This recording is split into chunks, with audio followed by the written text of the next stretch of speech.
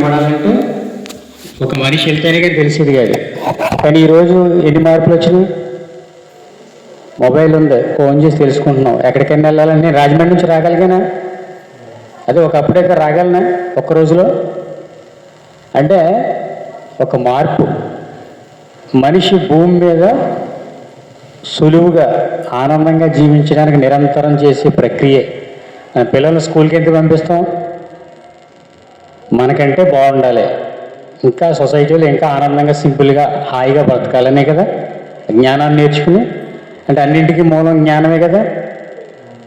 ఆధ్యాత్మికత అంటే జ్ఞానం. మనకి ఎప్పుడూ జ్ఞానం ఉంటుంది నిరంతరం. మనం పుట్టినప్పుడు మనకు జ్ఞానం ఉంది, ఒక 20 సంవత్సరాల క్రితము జ్ఞానం ఉంది, 40 సంవత్సరాల క్రితము జ్ఞానం ఉంది, ఈరోజు జ్ఞానం ఉంది. కానీ ఈ జ్ఞానాల్లో మార్పుని గమనించాలి. ఎందుకంటే ఆధ్యాత్మికత సొసైటీలు చాలా ఉన్నాయి భూమి మీద. ప్రతి మనిషి ఏదో ఒక ఆధ్యాత్మిక సంఘంలో ఉంటాడా ఉండడా? క్రిస్టియన్ గానో హిందువు గానో ఏదో ఒక రూపంలో నేను ఒక జ్ఞానవంతుణ్ణి. జ్ఞానం అంటే అహం బ్రహ్మాస్మి. ఏంటేంటి? ఎవరికి వాళ్ళు నేను జ్ఞానవంతులు అనుకోకపోతే బతకడం కష్టం. మనకి ఆహారం లేకపోయినా, నిద్ర ఏది లేకపోయినా పెద్ద బాధపడడం. కానీ మన అహం దెబ్బతింటే ఎంత బాధపడతాం? మనల్ని ఎవరైనా ఒక తక్కువ చేసి మాట్లాడితే, ఒక మతాన్ని కానీ, కులాన్ని కానీ, ఒక వ్యక్తిని కానీ, ఒక రంగుని కానీ, ఒక ప్రాంతాన్ని కానీ, అంటే అది మన అహం. అందుకే అహం బ్రహ్మాస్మి ఏంటి? నీ అహమే నువ్వు. పత్రిజీ వచ్చి నువ్వే భగవంతుడు, అంతకుముందు ఎవరు నువ్వే భగవంతుడు అని చెప్పలేదు. ఒకవేళ బ్రహ్మజ్ఞానం ఉన్న బ్రాహ్మణులు తెలిస్తే తెలవచ్చు, కానీ చాలా కొద్ది మందికి సామాన్యులకి అహం బ్రహ్మాస్మి అనే విషయం, నువ్వే భగవంతుడు అని, భగవంతుడు ఎక్కడో ఉన్నారని చెప్పారు తప్ప అది నీలోనే ఉన్నారు మీరే అని చెప్పలేదు. కానీ ఆయన వచ్చి చెప్పాడు కదా మనం నమ్మేస్తామా? ఎవరో ముక్కు మొహం తెలియని ఒక వ్యక్తి వచ్చి నువ్వు భగవంతుడు అంటే మనం ఎలా నమ్ముతాం? నమ్మలేం కదా. దానికి మనం కొన్ని పరీక్షలు పెడతాం గురువుకి. ఏంటి నిజంగా గురువా? గురువుకున్న క్వాలిటీస్ ఈయనకు ఉన్నాయా? పత్రిజీని అందరూ కలిసారా? వచ్చారా మీ ఊరు పత్రిజీ గారు? 5 సార్లు వచ్చారా? వెరీ గుడ్, అదృష్టవంతులు మీరు అందరూ. గట్టిగా సార్కి ఒకసారి గట్టిగా క్లాప్స్ కొడదాం.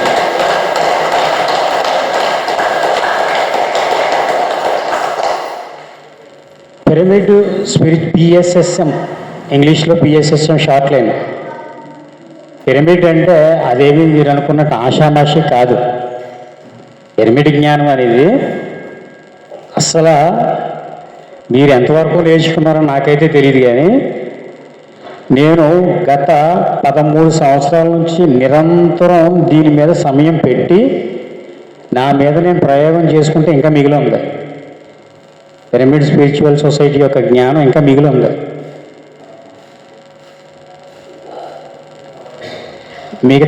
మిగతా సొసైటీలకి దీనికి డిఫరెంట్ కనిపెట్టండి.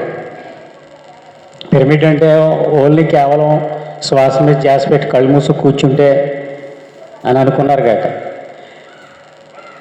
శ్వాస మీద ధ్యాస పెట్టి కళ్ళు మూసుకొని కూర్చోవడం వల్ల మనకి శక్తి వస్తుంది. భోజనం చేస్తే ఎలా శక్తి వస్తుందో, ఎందుకంటే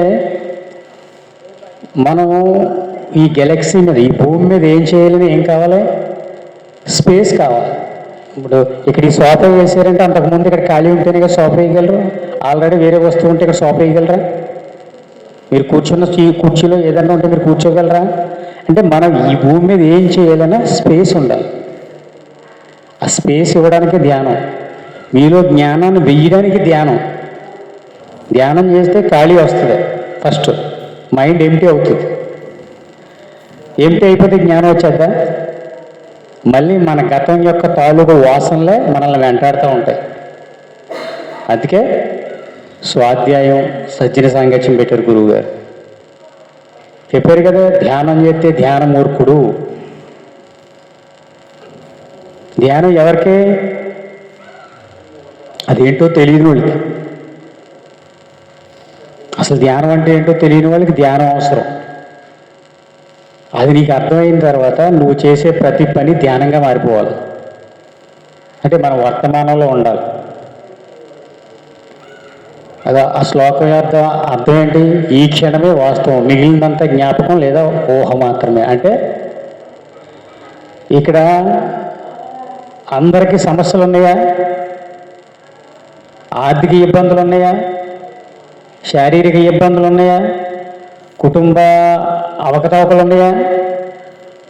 బాంధవ్యాల మధ్య సరైన సఖ్యత లేకపోవడం, నా కొడుకు నా మాట వినట్లేదు, నా భార్య నా మాట వినట్లేదు, నా పిల్లలు నా మాట వినట్లేదు, కుటుంబ వ్యవహారాల్లో కానీ. ఎందుకంటే ఆర్థిక ఇబ్బందులున్నా,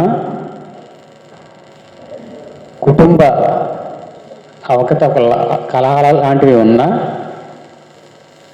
మీకు అనారోగ్య సమస్యలున్నా మీకు ఇంకా ధ్యానం అర్థం కాలేదని ఒప్పుకోవాలి. ఎందుకంటే ఆధ్యాత్మిక మార్గంలో మీకు అడుగు పెట్టిన తర్వాత అవి ఉండవు. అవి బేసిక్స్ మాత్రమే.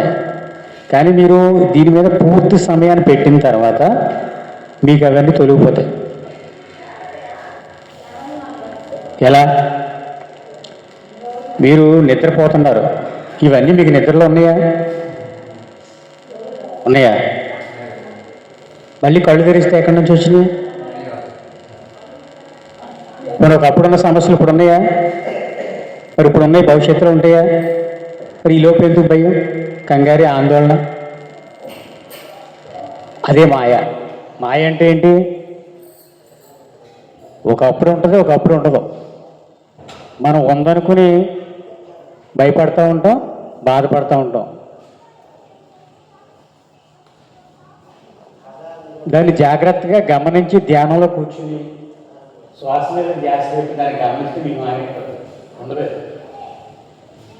కానీ ఎవరో వచ్చి బుద్ధి చేస్తూ ఉంటారు. ఏమని మీరు బాగానే ఉంటారు, మీరు రోడ్డు అంటే వెళ్తున్నారు అనుకో, ఈ మధ్య చిక్కిపోయి ఉంటారు అంటాడు. మనకే డౌట్ అవుతుంది, ఇది నిజంగా చిక్కిపోయినా అని. అంటే భౌతిక దేహాన్ని చూసి వాళ్ళు మిమ్మల్ని పైన చూసి అంచనా వేసి మాట అంటారు. పైగా మీ దగ్గర బాగున్న దాని గురించి అలా ప్రస్తావించడం, ఏదైతే బాగలేదో దాన్నే ఏంటి మధ్యలో చిక్కు. ఇది మనకి సింపతిలాగా కనపడదు. మనం ఏం చెప్పాలంటే నేను చిక్కిపోవడం ఏంటరా, సరిగ్గా చూడనాలి. మన జీవితాన్ని మనం నిర్దేశించాలి, మన జీవితాన్ని పక్క వాళ్ళు నిర్దేశించకూడదు. దాన్నే జ్ఞానం అంటారు. స్పిరిచువాలిటీ అంటే ఏంటి? జ్ఞానం. నిన్నటి కంటే ఈరోజు బాగున్నాం. ఇది మీకు అర్థం కావాలంటే ధ్యానం చేయాలి, స్వాధ్యాయం చేయాలి. పుస్తకాలు చదువుతున్నారా? పుస్తకాలు ఏం పుస్తకాలు చదివారు? ధ్యానం చేసి అందరూ చదవాలి. అందులో అన్ని పుస్తకాల సారాంశం ఉంటుంది ఒక్కో పేజీలో. కానీ మనకి ఇగో ఫోటోలు చూశారు కదా, వీళ్ళందరూ గురువుల యొక్క ప్రత్యేకమైన పుస్తకాలు ఉంటాయి. ధ్యాన జగతి కామన్ బుక్, అది సపరేట్గా ఓషోది ఉంటుంది, పత్రిజీ గారిది ఉంటుంది, శంకరాచార్యులు ఉంటుంది.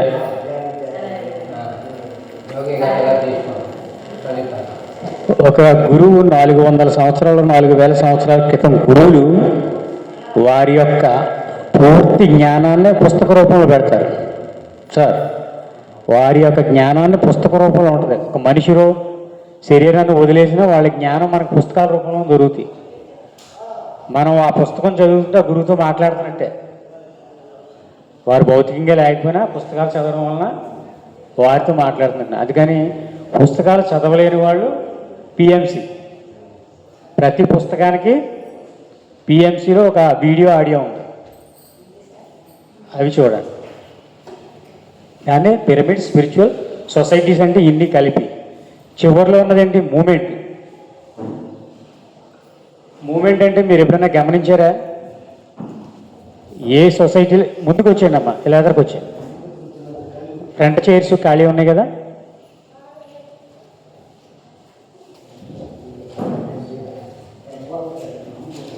ఓకే,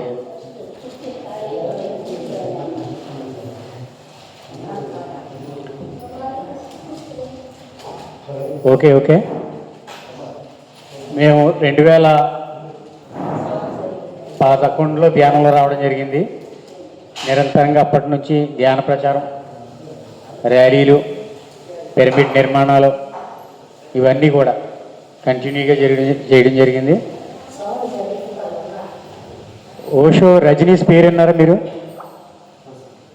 ఓషో రజనీస్ పేరు ముందు మీరు అందరూ కూడా తిరగాలి. ఎక్కడికి వెళ్ళారు? కడతాలు. మరి వెళ్ళాలి కదా. మన మూమెంట్ అంటే ఏంటి? కదలిక. మనకి పూర్వం వర్ణాశ్రమ ధర్మంలో ఒకటి ఉండేది, వానప్రస్థానం అని. అంటే ఏంటి? వానప్రస్థానం అంటే మీరు ఒక స్టేజ్ వచ్చిన తర్వాత దాన్ని వదిలిపెట్టి వెళ్ళిపోవడం. మధ్య మార్గం అంటే ఏంటి? పట్టుకోవాల్సిందని పట్టుకోవడం, వదిలేయిందని వదిలేయడం. మనం వదిలిపెట్టలేదనుకో మనిషి ఎదుగుదల ఉండదు. అందుకని వానప్రస్థానం అని పెట్టేవారు. సంసార ధర్మం పూర్తయిన తర్వాత పిల్లలు వాళ్ళ పనులు చేసుకునేటప్పుడు. కానీ ఇప్పుడు ఈ యుగంలో అన్నీ కలిపి వచ్చినాయి. ప్రత్యేకించి ఒక సమయం లేదు. మీకు వానప్రస్థానం వాళ్ళన్న వయసుకే చెయ్యాలని ఏమీ లేదు.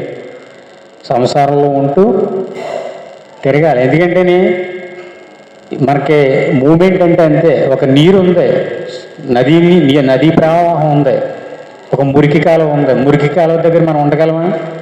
నదీ ప్రవాహం ఇంకో ఎంతసేపు అన్నా హాయిగా ఉండగలుగుతాం. కారణం ఏంటి? ప్రవహించే నది చాలా ఉల్లాసంగా, ఉత్సాహంగా, యాక్టివ్గా ఉంటుంది. మురికాలం అక్కడ అన్ని దోమలు అంత పేరుకుపోద్ది, ప్రవాహం లేక. ఒక మనిషి జీవితం కూడా అంతే. మనం ఎంత గొప్ప జ్ఞానం ఉన్నప్పటికీ, మన జ్ఞానం తక్కువ అని కాదు ఇక్కడ, మనకి ఎంత గొప్ప జ్ఞానం ఉన్నప్పటికీ మనిషిలో కదలికలు లేవనుకో. ఇప్పుడు అట్టే కూర్చున్నారు ధ్యానంలో, ఎంతసేపు కూర్చోగలుగుతారు? శరీరంలో నొప్పులు మొదలవుతాయి కదా. కొంచెం కాలు ఇలా కదిపితే నొప్పిపోతుంది. అంటే రక్త ప్రసరణ స్టక్ అయినప్పుడు అక్కడ ఎవరు పొడుస్తున్నట్టు నొప్పి వస్తుంది. మనం ఇలా కదిపినప్పుడు ఏమవుతుంది? ప్రవాహం వెళ్ళిపోయి రక్తం, బ్లడ్ సర్క్యులేషన్ జరిగి నొప్పి వెంటనే మాయమైపోతుంది. జీవితం కూడా అంతే. మీరు ఒక చోట ఉన్నారు, సంసారంలో ఇబ్బంది ఉందనుకో, ఏదైనా ఒక సమస్య మనల్ని వెంటాడుతుందనుకో, మనం సమస్యతో పోరాడకూడదు, దాన్ని వదిలేయాలి. ఒక గురువుగారు ఒక ఆయన వచ్చి అన్నాడట, గురువుగారు నన్ను నా సంసారంలో భార్య బిడ్డలు చాలా ఇబ్బంది పెడతారు, వాళ్ళు ఆ సమస్యలు నన్ను వదిలిపెట్టట్లేదు అన్నాను. గురువుగారు ఏం చేశారంట, ఆ పక్కన కొబ్బరి చెట్టు ఉంటే దాన్ని పట్టుకుని గట్టిగాని, ఎవరి నాయన నన్ను ఈ చెట్టు వదలలేదు అన్నాడంట. అదేంటంటే మీరు కదా చెట్టుని పట్టుకుంటాను, ఈ సంసారం పట్టుకున్నది నువ్వు, నీ సంసారం ఏం చేయట్లేదు, చెట్టుని నేనే కదా వదలాలి. అలాగే సమస్యలు ఇప్పుడు మనల్ని పట్టుకో, మనమే సమస్యలను పట్టుకుంటాం. ఇప్పుడు సమస్యలు ఉన్నాయంటే ఎలా ఉన్నాయి? మనం పట్టుకుంటే తప్ప మాయ ఎప్పుడు మనల్ని పట్టుకోదు, మనమే మాయని పట్టుకుంటాం. గురువుగారు చెప్పినట్టు ఈ బాధలు నేను పడలేకపోతున్నాను, పడలేనప్పుడు ఎవరు పట్టుకోమంటున్నారు? ఏంటండి, మనకి అలవాటు అయిపోయింది. మనకేమైంది? మనం తాగుడు, సిగరెట్లు కాల్చడం ఇవే వ్యసనాలు అనుకుంటాం. మనకి ఏది అలవాటు అయిపోయినా వ్యసనమే. ఏది మీరు ఏదైనా తీసుకోండి, రోజు ఇడ్లీ తింటున్నారనుకో అది కూడా వ్యసనమే. రోజు మీరు ఏం ఒక దానికి ఒక ఆయన ఒక గుర్రం మీద వెళ్తున్నాడంట. ఒక అతను ఆఫ్ చేసి ఎక్కడికి వెళ్తున్నామని అడిగాడట. గుర్రం మీద వెళ్ళినప్పుడు ఇలాగ ఆగనైనా ఎక్కడికి వెళ్తున్నామని అడిగితే, నాకేం తెలుసు, నా గుర్రాన్ని అడిగాను అన్నాడు. అదేంటి అలాగంటాం, నీ గుర్రాన్ని అడగడం అంటే? గుర్రం అంటే ఏంటి కదా? మన అలవాట్లు. మీరు ఏం చేస్తారంటే మీకు కూడా తెలీదు, మీ అలవాట్లు. మీరు దేనికి అలవాటు పడిపోయారో అది మీ జీవితాన్ని నిర్దేశిస్తూ ఉంటుంది. మనం అనుకుంటాం ధ్యానం చేసేయాలి, కాశీ వెళ్ళిపోవాలి, కర్తాలు వెళ్ళిపోవాలి, లేకపోతే మొత్తం దేశం అంతా అనుకుంటూ ఉంటాం, కానీ వెళ్ళాం.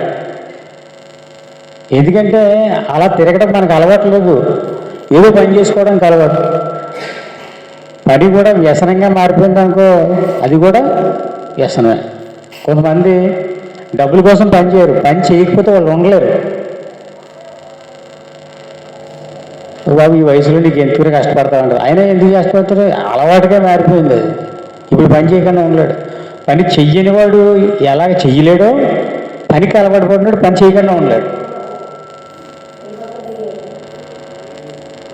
పని చెయ్యని వాడు పని నేర్చుకోవాలి, పని అలవాటుగా మారిపోయినాడు కూర్చోవడం నేర్చుకోవాలి. మధ్య మార్గం అంటే ఏంటి? మనకి రాని విద్యల్ని మనం నేర్చుకోవాలి. మనకు తెలిసిన విద్యల్ని పదే పదే చేయడం వల్ల ఏమవుతుందంటే ఏమీ కాదు, మీ జన్మ వృధా అయిపోతుంది, నష్టాలు ఏముండవు. మనం ఇప్పుడు ఏమీ చేయలేదనుకో ఆ రోజు గడిచిపోద్ది. ఈ జన్మలో మీరు ఏమీ చేయలేదనుకో నష్టమేమి ఉండదు, మళ్ళీ ఇంకో జన్మ తీసుకోవడమే. అదే వయసుతో సంబంధం లేకుండా ఎప్పుడు పనులు అప్పుడు చేస్తున్నాం అనుకో, ఇదే ఆఖరి జన్మ అవుతుంది, మీరే భగవంతులుగా మారిపోతారు. అప్పుడు మీరు ఎక్కడికి కావాలంటే అక్కడికి.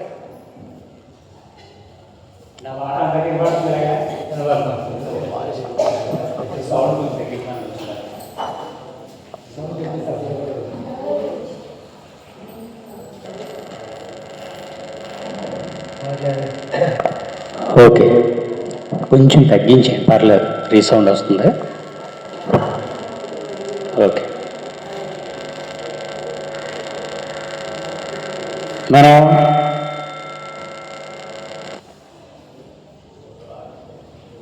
దిగు నుండి భూకి దిగి వచ్చిన భగవంతులు, మానవ అనుభవం పొందడానికి వచ్చిన దేవుళ్ళు, నీకు చేత నీ వల్ల అని మనల్ని ఒక బానిసలుగా మార్చేస్తారు. కులాలైతేనో మతాలైతేనో సమాజం యొక్క పోకడలో పడి అసలు తప్పని మర్చిపోయింది. సో ఇప్పుడు ధ్యానం చేయడం వలన మీరు ఎప్పుడైతే చివరి జన్మ చేస్తున్నారో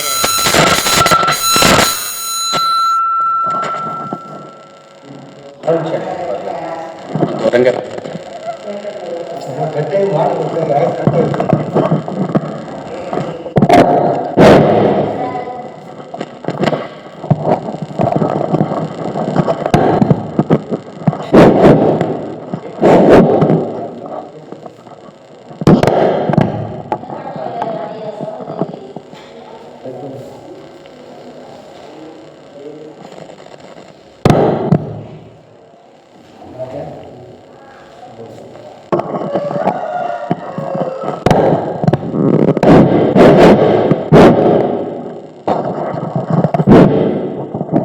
హలో. ఓకే,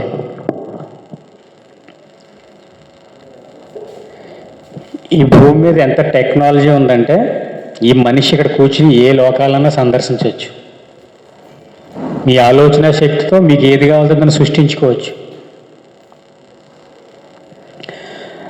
దానికి మార్గమే ధ్యానం. మీరు ఇక్కడ సాధన చేసుకుంటున్నారు, అర్థమవుతుంది.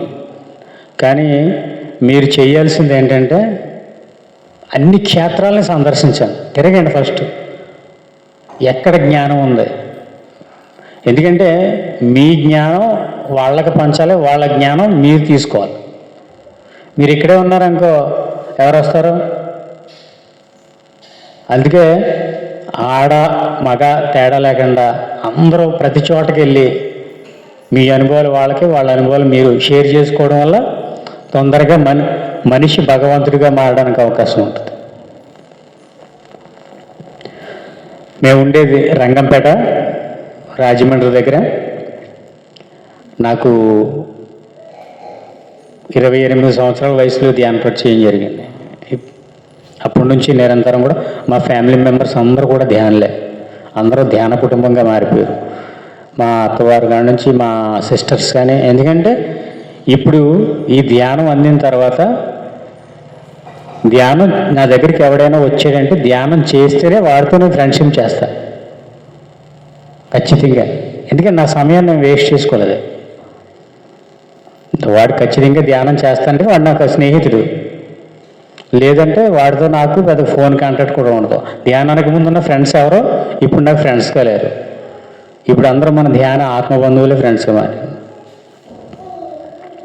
మేము ఒక ఆశ్రమాన్ని స్టార్ట్ చేసాం. ఇప్పుడు మీరు ఎలాగా పెట్టారో అక్కడ పిరమిడ్ ఒట్టుకి నిర్మాణం చేసి మీరు ఒకసారి రావచ్చు, నా నెంబర్ తీసుకుని మీరు ఎప్పుడు వచ్చినా, మీరు రాజమండ్రి వస్తే మీకు ఆ పరిసర ప్రాంతాలన్నీ తిప్పి చూపిస్తాం. నేనుంటాను అక్కడ. ఎందుకంటే మనకి కొంతమంది బంధువులే. గురువు గారు పిఎస్ఎస్ఎం స్టార్ట్ చేయడం వల్ల ఇప్పుడు అందరూ బంధువులే మనకు. నిర్మోహమాటంగా అందరూ ఎక్కడికైనా రావచ్చు. నాకు ఒక ముందుగా ఫోన్ చేస్తే ఈయన దగ్గర ఉంటుంది, వెంకటేశ్వరరావు గారి దగ్గర నా నెంబరు. మీరు ఎప్పుడైనా వచ్చారనుకో, అక్కడ వశిష్ఠ గౌతమి పిరమిడ్ ఉంది, గొల్లాల మావిడలో పక్కన ఒక బుద్ధ పిరమిడ్, ఒకటి కాదు ఒక ఈస్ట్ గోదావరిలో ఉన్న పిరమిడ్లు మీకు ఎక్కడ దొరకవు. అన్ని పిరమిడ్లు ప్రతి గ్రామంలో పిరమిడ్ ఉంటుంది, 4-5 ఉంటాయి. ధ్యానులు ర్యాలీ పెడితే చాలామంది వచ్చేస్తుంటారు. ఎందుకంటే ఇప్పుడు అవసరం, ఇప్పుడు అందరికీ ధ్యానం అనేది. నిజంగా చిన్న వయసులోనే ధ్యానం నేర్చుకుంటే వాళ్ళు ఇంకా అద్భుతంగా తయారైపోతారు. అసలు ఆర్థిక ఇబ్బందులు అనేవి ఉండవు. మన కర్మ సిద్ధాంతాన్ని అర్థం చేసుకోవాలి. కర్మ సిద్ధాంతం పుస్తకం ఉంది, భీష్మ కర్మ సిద్ధాంతం. మీరు చదివారు ఎవరైనా? భీష్మ కర్మ, చిన్న పుస్తకం. ఆ పుస్తకం చదవండి. అందులో మీకు కర్మ సిద్ధాంతం ఎంత అద్భుతంగా చెప్పబడిందంటే, ఇక మీరు ఎప్పుడన్నా గమనించండి. సేతు మహాశైలి పుస్తకం ఒకటి చదవండి, సేతు మహావిజ్ఞానం. విన్నారా సేతు బుక్? అందులో కూడా మీకు చాలా అద్భుతంగా చెప్పబడింది. కర్మ, ఇదేం కర్మరా అంటారు. కర్మ అంటే ఏం కాదు, మనం చేసే ప్రతి పనిని కర్మ అంటారు. భౌతికంగా చేసేదాన్ని భౌతిక కర్మలు, మాటల ద్వారా చేసేదాన్ని వాక్ కర్మ, ఆలోచనల ద్వారా చేసేదాన్ని, ఈ కర్మలు విభజించబడతాయి. మన కర్మ సిద్ధాంతం అర్థమైందనుకో, మన జీవితాన్ని మనం ఎటు కావాలితో అటు, టీవీలో ఛానల్ మార్చినట్టుగా మన లైఫ్ని మార్చుకోవచ్చు.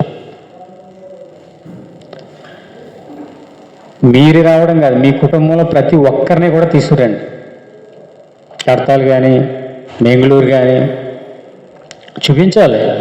ఈ సొసైటీని పరిచయం చేస్తే, ఈ ఆధ్యాత్మిక పిరమిడ్ స్పిరిచువల్ సొసైటీని పరిచయం చేస్తే, ఇవాళ మనం చదువు పేరుతో ఎక్కడికెక్కడికి పంపిస్తున్నాం పిల్లల్ని. పిరమిడ్ సొసైటీలో కానీ మీరు తీసుకొచ్చి పిల్లల్ని నేర్పించారంటే అద్భుతంగా తయారైపోతారు. అనారోగ్యాలు ఉండవు. ఫస్ట్ ధ్యానంలోకి వచ్చాక అనారోగ్యాలు ఎవరికైనా ఉన్నాయా? ఛాన్సే లేదు. ఉన్నాయా?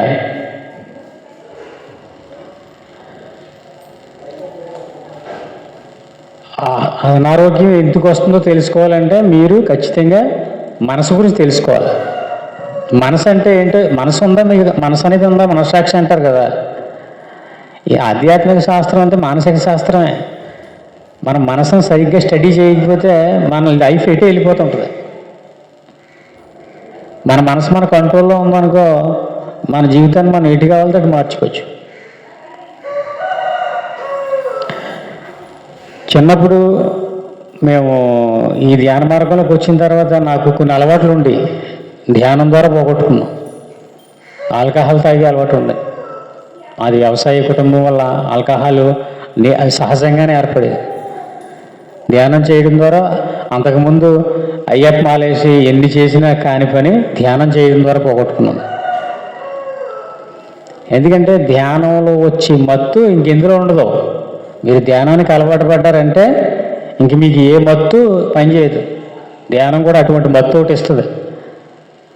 మీరు అన్ని ఎలాంటి సమస్య అయినా తీసుకోండి, కళ్ళు మూసి కూర్చుంటే పోద్ది అంతే.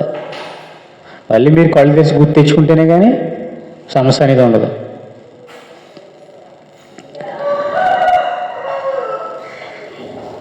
ఒకసారి 5 minutes ధ్యానం చేద్దాం. ఓకే,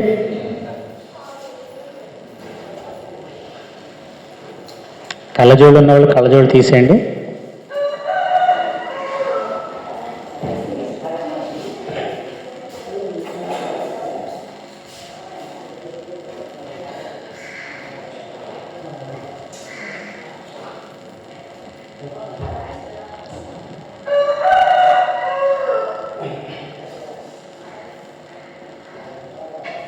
హాయిగా కూర్చుందాం.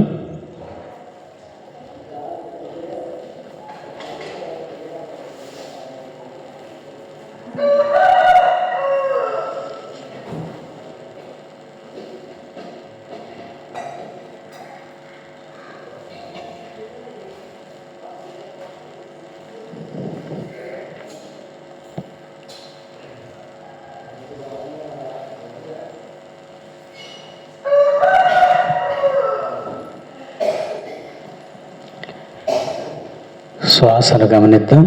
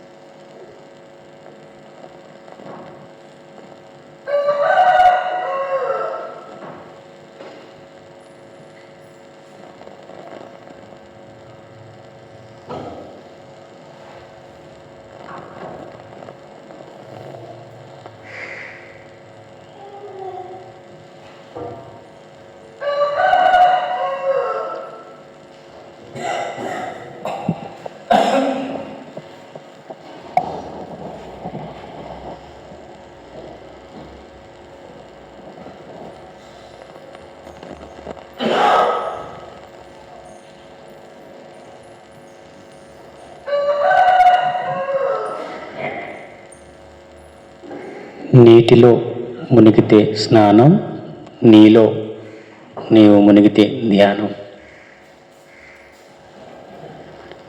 ఎటువంటి బలవంతము లేదు, సహజంగా జరిగే ఉచ్ఛ్వాస నిశ్వాసాలను గమనిద్దాం.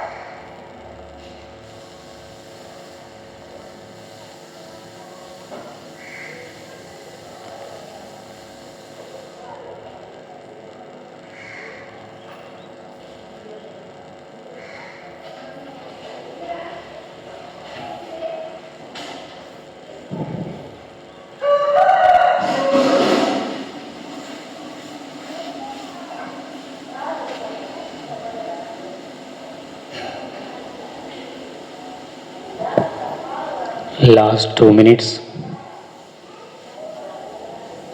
ఎవ్వరూ కళ్ళు తెరవద్దు.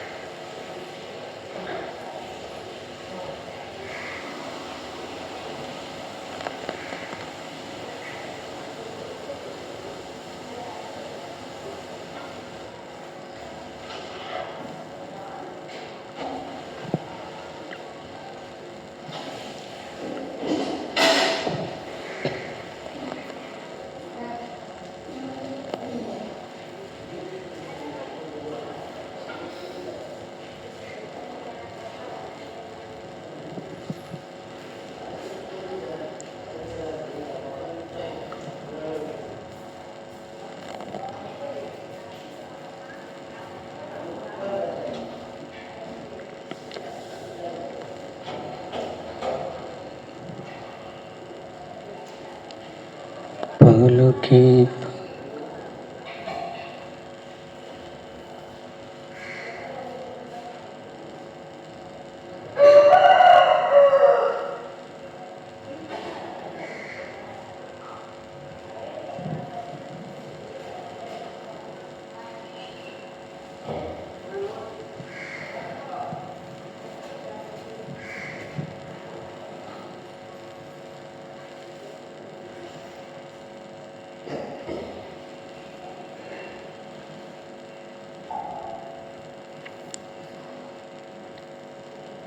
Last 10 seconds.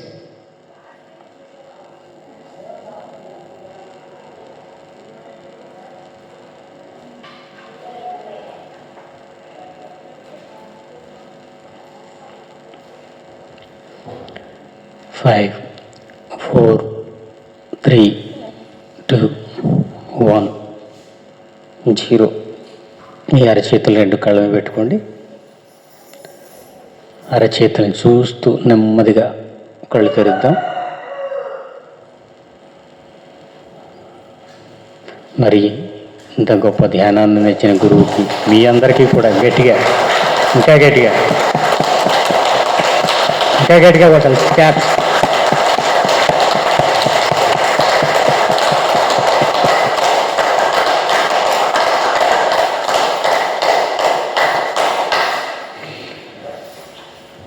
మీరు మీ అనుభవాలు ఎవరైనా షేర్ చేసుకోండి ఒకళ్ళు వచ్చి.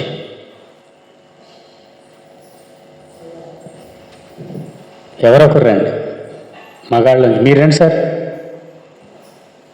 మీరే రండి, మీరే రండి. ఇలా వచ్చాను పైకి వచ్చి. మీ పేరు, మీరు ధ్యానంలోకి ఎప్పుడు వచ్చారు?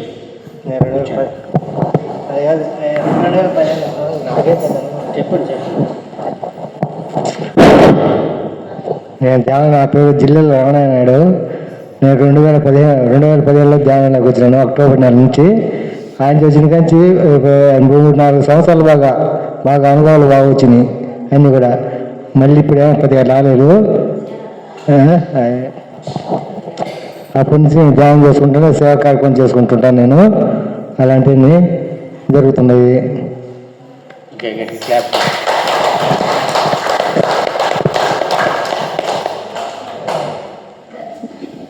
మీరు మీ ఇరుగు పొరుక్కి ధ్యానం గురించి చెప్తూ ఉంటారు కదా, చెప్తారా? ధ్యానం చేయమని అదే చెప్పండి. ఎందుకంటే మీరు మాస్టర్స్గా తయారైతేనే ఆ జ్ఞానం అందరికీ అందేది.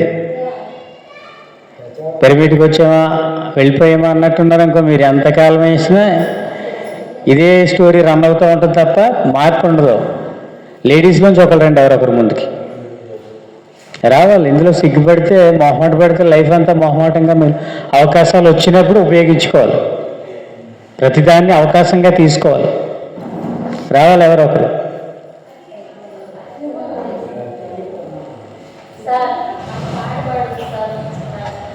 పాడుతురిగానే ముందు అనుభవం చెప్పాలి, తర్వాత పాట. రండి మేడం, మీరు రండి రండి, పర్వాలేదు, రండి మేడం, పైకి చెప్పారు కదా ఇప్పుడు, అదే చెప్తారు కదా, రండి. మీరు ధ్యానంలోకి ఎప్పుడు వచ్చారు, మీరు శాకాహారిగా ఎప్పుడు మారారు, ఇవి చెప్పండి సరిపోతుంది. ఎందుకంటే రేపటి నుంచి మాస్టర్స్ అంటే ఎక్కడి నుంచి వస్తారు? ఈ పక్క గ్రామాలన్నీ ధ్యానమయం అవ్వాలని ర్యాలీలు చేస్తున్నారా? ఎలా అవుతాయి?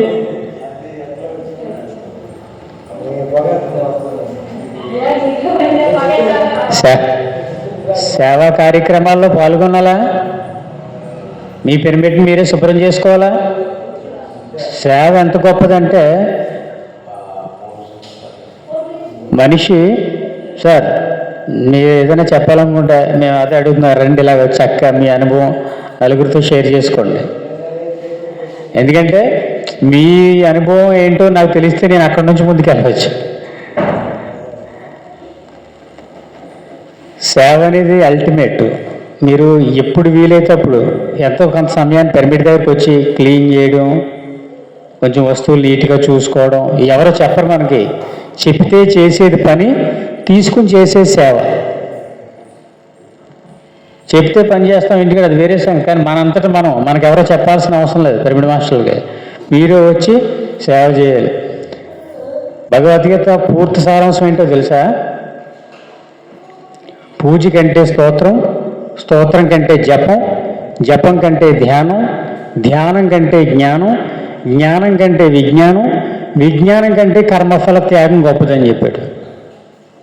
కృష్ణుడికి ఒకసారి గట్టిగా క్లాప్స్ కొట్టండి.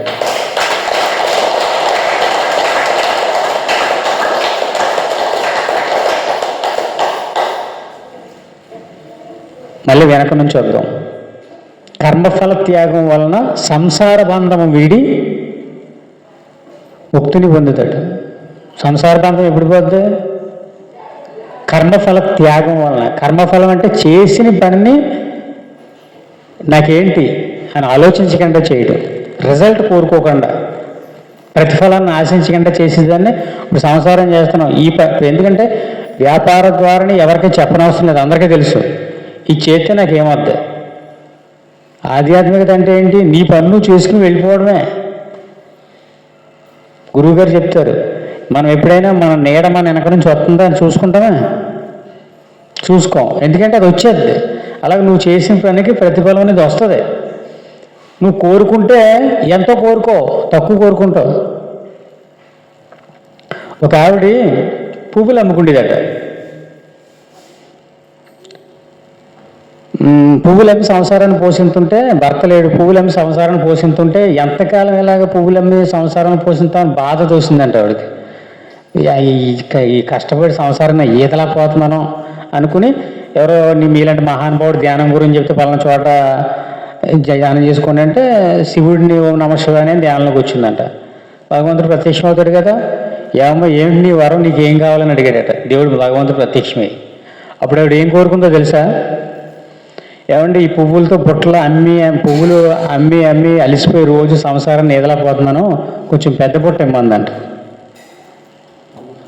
వీళ్ళు స్పందన లేదేంటి? అది ఎలాగెడతాను? ఈ జోక్ అని నవ్వడమో ఇంకోటి రియాక్షన్ ఉండాలి కదా. మీకు అర్థమైంది? ఇది ఏమర్థమైంది? కోరుకుంది. ఏం కోరుకుంది? ఈ పూతో బుట్టలు మోయలేకపోతున్నాం. అంటే మనకి కోరుకుండేటప్పుడు కూడా రెస్ట్రిక్షన్. భగవంతుడు ఏం కోరిని ఇచ్చేస్తాడు. మనం ఏం కోరుకుంటున్నాం? అప్పుడు దాకా చిన్న పుట్టతో నువ్వు ఇంకా ఎక్కువ కోరుకోవచ్చు కదా. భగవంతుడే వచ్చినప్పుడు కొంచెం పెద్ద, అంటే పువ్వులు అమ్మడం మానలేదు. మీకు అర్థమైందా? భగవంతుడి దిగి వచ్చినా సంసారం వద్దు, ఇవేం కోరుకోవట్లేదు. కొంచెం పెద్ద పూట ఉంటే తొందరగా అయిపోతే ఇంకొంచెం 10 రూపాయలు వస్తాయి అనుకుంటుంది తప్ప ముక్తి ఎవడో కోరుకోవట్లే. అప్పుడు ఏం చేస్తాడు భగవంతుడు? తదాస్తు, ఇంకో ఈ బుట్ట తీసేసుకుని ఆ బుట్ట ఇచ్చేసి వెళ్ళిపోతాడు. మనకు కొంచెం జ్ఞానం ఉంది కాబట్టి 1 కోటి రూపాయలు కోరుకుంటాం, లేకపోతే 100 కోట్లు కోరుకుంటాం. అంతేనా? ఆవిడ జ్ఞానం లేదు కాబట్టి.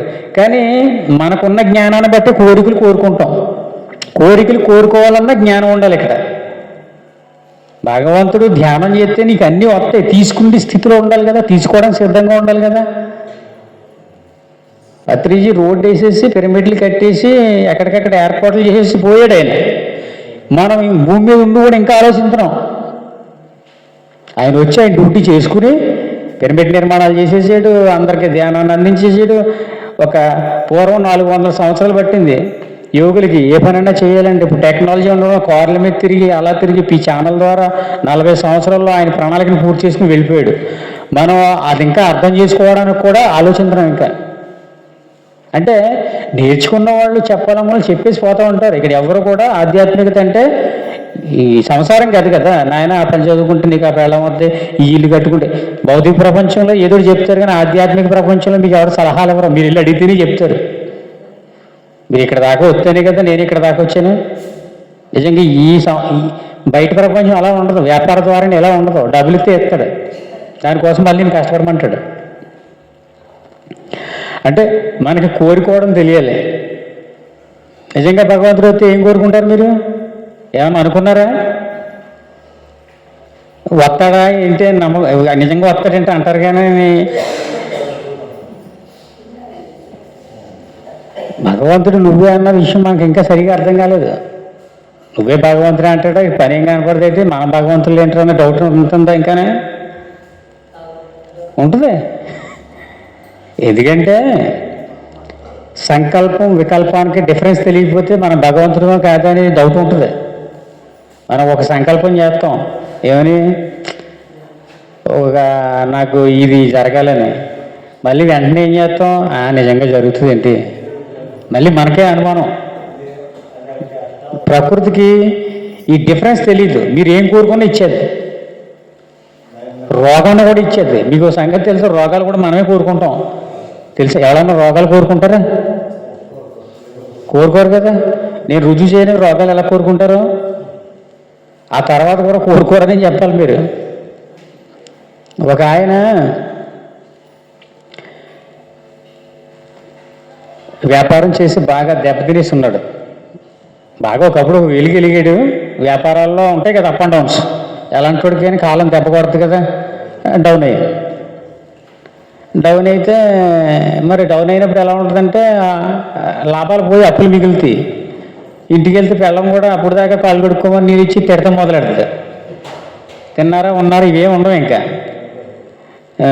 చక్కగా ఇలాంటి వాడుగా ఈగుతున్నాను మొదలెట్టేది. తర్వాత పిల్లలకు కూడా చులకన అయిపోతాడు. అంత పెద్ద నాన్నగారిని కూడా లెక్కేయడం అనేస్తారు పిల్లలు. అంటే మొత్తం అంతా తలకిందలు అయిపోద్ది జీవితం వ్యాపారంలో దెబ్బతింట్లోకి. అలా వ్యాపారంలో లావాదేవీలో దెబ్బతిని ఉన్నాడు. ఇప్పుడు ఆయన ఏం కోరుకుంటాడు? అప్పుడు దాకా గౌరవంగా బ్రతికినోడు ఒక్కసారిగా వ్యాపారంలో నష్టం జరగడం వల్ల ఏం కోరుకుంటాడు? ఇప్పుడు ఆయనకి రెస్పెక్ట్ లేదు. ఎక్కడికి వెళ్ళినని చిన్న చూపు చూస్తున్నారు. ఇప్పుడు ఆయన రెస్పెక్ట్ కోరుకుంటాడు. ఎవరు గౌరవించట్లేదు. అప్పులు కూడా వచ్చి తిడుతున్నారు. అప్పుడు ఏమవుతుంది? రెస్పెక్ట్ ఎలా అవుతుంది? మళ్ళీ డబ్బులు వస్తూనే అవుతుంది. డబ్బులు వచ్చి మార్గం తెలియట్లేదు. పైగా అవకాశాలు కూడా లేవు. ఎలాగని అలాగే ఆలోచించడం మొదలెట్టాడు. మనిషి ఖాళీగా ఉంటే ఆలోచించాడు కదా, అలాగే ఆలోచిస్తున్నాడు. ఏమని ఎలాగా ఎవరు చూసినా చిన్న చూపు చూస్తున్నాడు. ఈ జీవితం ఎందుకు? గౌరవం లేదు. ఎందుకంటే గౌరవం లేకపోతే మనం పక్కింటి గుమ్మాలో కూడా అడుగు పెట్టాం. ఆడు చెడ్డోడైనా మనకు రెస్పెక్ట్ ఇచ్చడానికి ఆడంకాలే తిరుగుతాం మనం. మనిషికి రెస్పెక్ట్ అంటే అంత ఇష్టం. ఇప్పుడు అలాగ అనుకోగా మన మనస్సు ఏం చేస్తుందంటే, మనసుకి ఏం తెలీదు. మీరు దేని గురించి ఊహించుకుంటారో దాన్ని తీసుకొచ్చి మీ ముందెట్టేది. మీరు ఊహాశక్తి అంటారు. ఇప్పుడు మీరు ఇలా ఉన్నారంటే దీనికి కారణం ఏంటో తెలుసా? మీ ఊహాశక్తే. ఇప్పుడు మీ ఊహాశక్తి వేరుగా ఉందనుకో మీ భవిష్యత్తు అలా ఉంటుంది. అందుకే ధ్యానంలో కూర్చుని మంచి మంచి దృశ్యాలు చూడడం, మంచి మంచి వ్యక్తులను కలవడం, మంచి మంచి ఆలోచన చేసినప్పుడు ఆడి జీవితం అలా వెళ్ళిపోతుంది. మన సాంగత్యమే మన జీవితాన్ని నిర్ణయిస్తుంటుంది. మన చుట్టూ ఎవరున్నారో చెక్ చేసుకోండి. మీ ఫ్రెండ్స్ ఎవరో, మీరు ఎవరితో మాట్లాడుతున్నారో, రోజుకి ఎవరిని కలుస్తున్నారు, ఎవరు లేకపోతే మీకు జీవితం గడవట్లేదు, ఇవి చెక్ చేసుకోండి. దాన్ని బట్టి మీ జీవితం ఉంటుంది. ఊహాశక్తికి అంత పవర్ ఉంటుంది. ఊహించుకోవడం తెలియదు. ధ్యానంలో కూర్చున్నప్పుడు ఊహలు వస్తాయా? ఆలోచనలు వస్తుంటాయా? ధ్యానంలో కూర్చుంటే ఆలోచనలు రావట్లేదా? వస్తాయి కదా. కాసేపు ధ్యానం చేయగా పోతాయి, వస్తుంటాయి కదా. కొన్ని ఆలోచనలు వెంటాడుతూ ఉంటాయి. అలా ఊహాశక్తి అనేది మహా పవర్ఫుల్ అనమాట. మీరు దేన్ని ఊహించుకుంటారో, మనం అనుకుంటాం ప్రతిదీ డబ్బులు తెచ్చుకుని డబ్బు సంపాదించేస్తే అన్నీ వచ్చేస్తాయి అనుకుంటారు. మీరు డబ్బులు కాదు, ఊహాశక్తి మీకు అన్నీ తెచ్చిపెడతాయి. ఊహాశక్తికి ఇవేం తెలియదు. మీరు దేన్ని ఊహించుకోండి ఏదో ఒక రూపంలో తీసుకొచ్చి ముందు పెట్టేద్ది అంతే. అలాగా వీడు ఏం చేసాడు? ఖాళీ కూర్చుని ఊహించుకుంటున్నాడు. నాకు రెస్పెక్ట్ లేదని. అప్పుడు ఏమైంది? రెస్పెక్ట్ లేదు అనుకుంటున్నాడు తప్ప రెస్పెక్ట్ ఎలా అవుతుందో తెలియదు అడిగి. మార్గం తెలియనప్పుడు ఏమవుద్ది? నేను ఈ ఊరు రావాలి, ఈ లేడు వెంకటేశ్వర గారు, నాకు దగ్గర ఫోన్ లేదు, ఎప్పుడు రాలేదు, నేను ఎంత ఇబ్బంది పడిపోతాను దారి వెళ్ళినప్పుడు. అలాగా ఆయనకి అనుకుంటున్నాడు కానీ రెస్పెక్ట్ ఎలా అవుతుందో తెలియదు.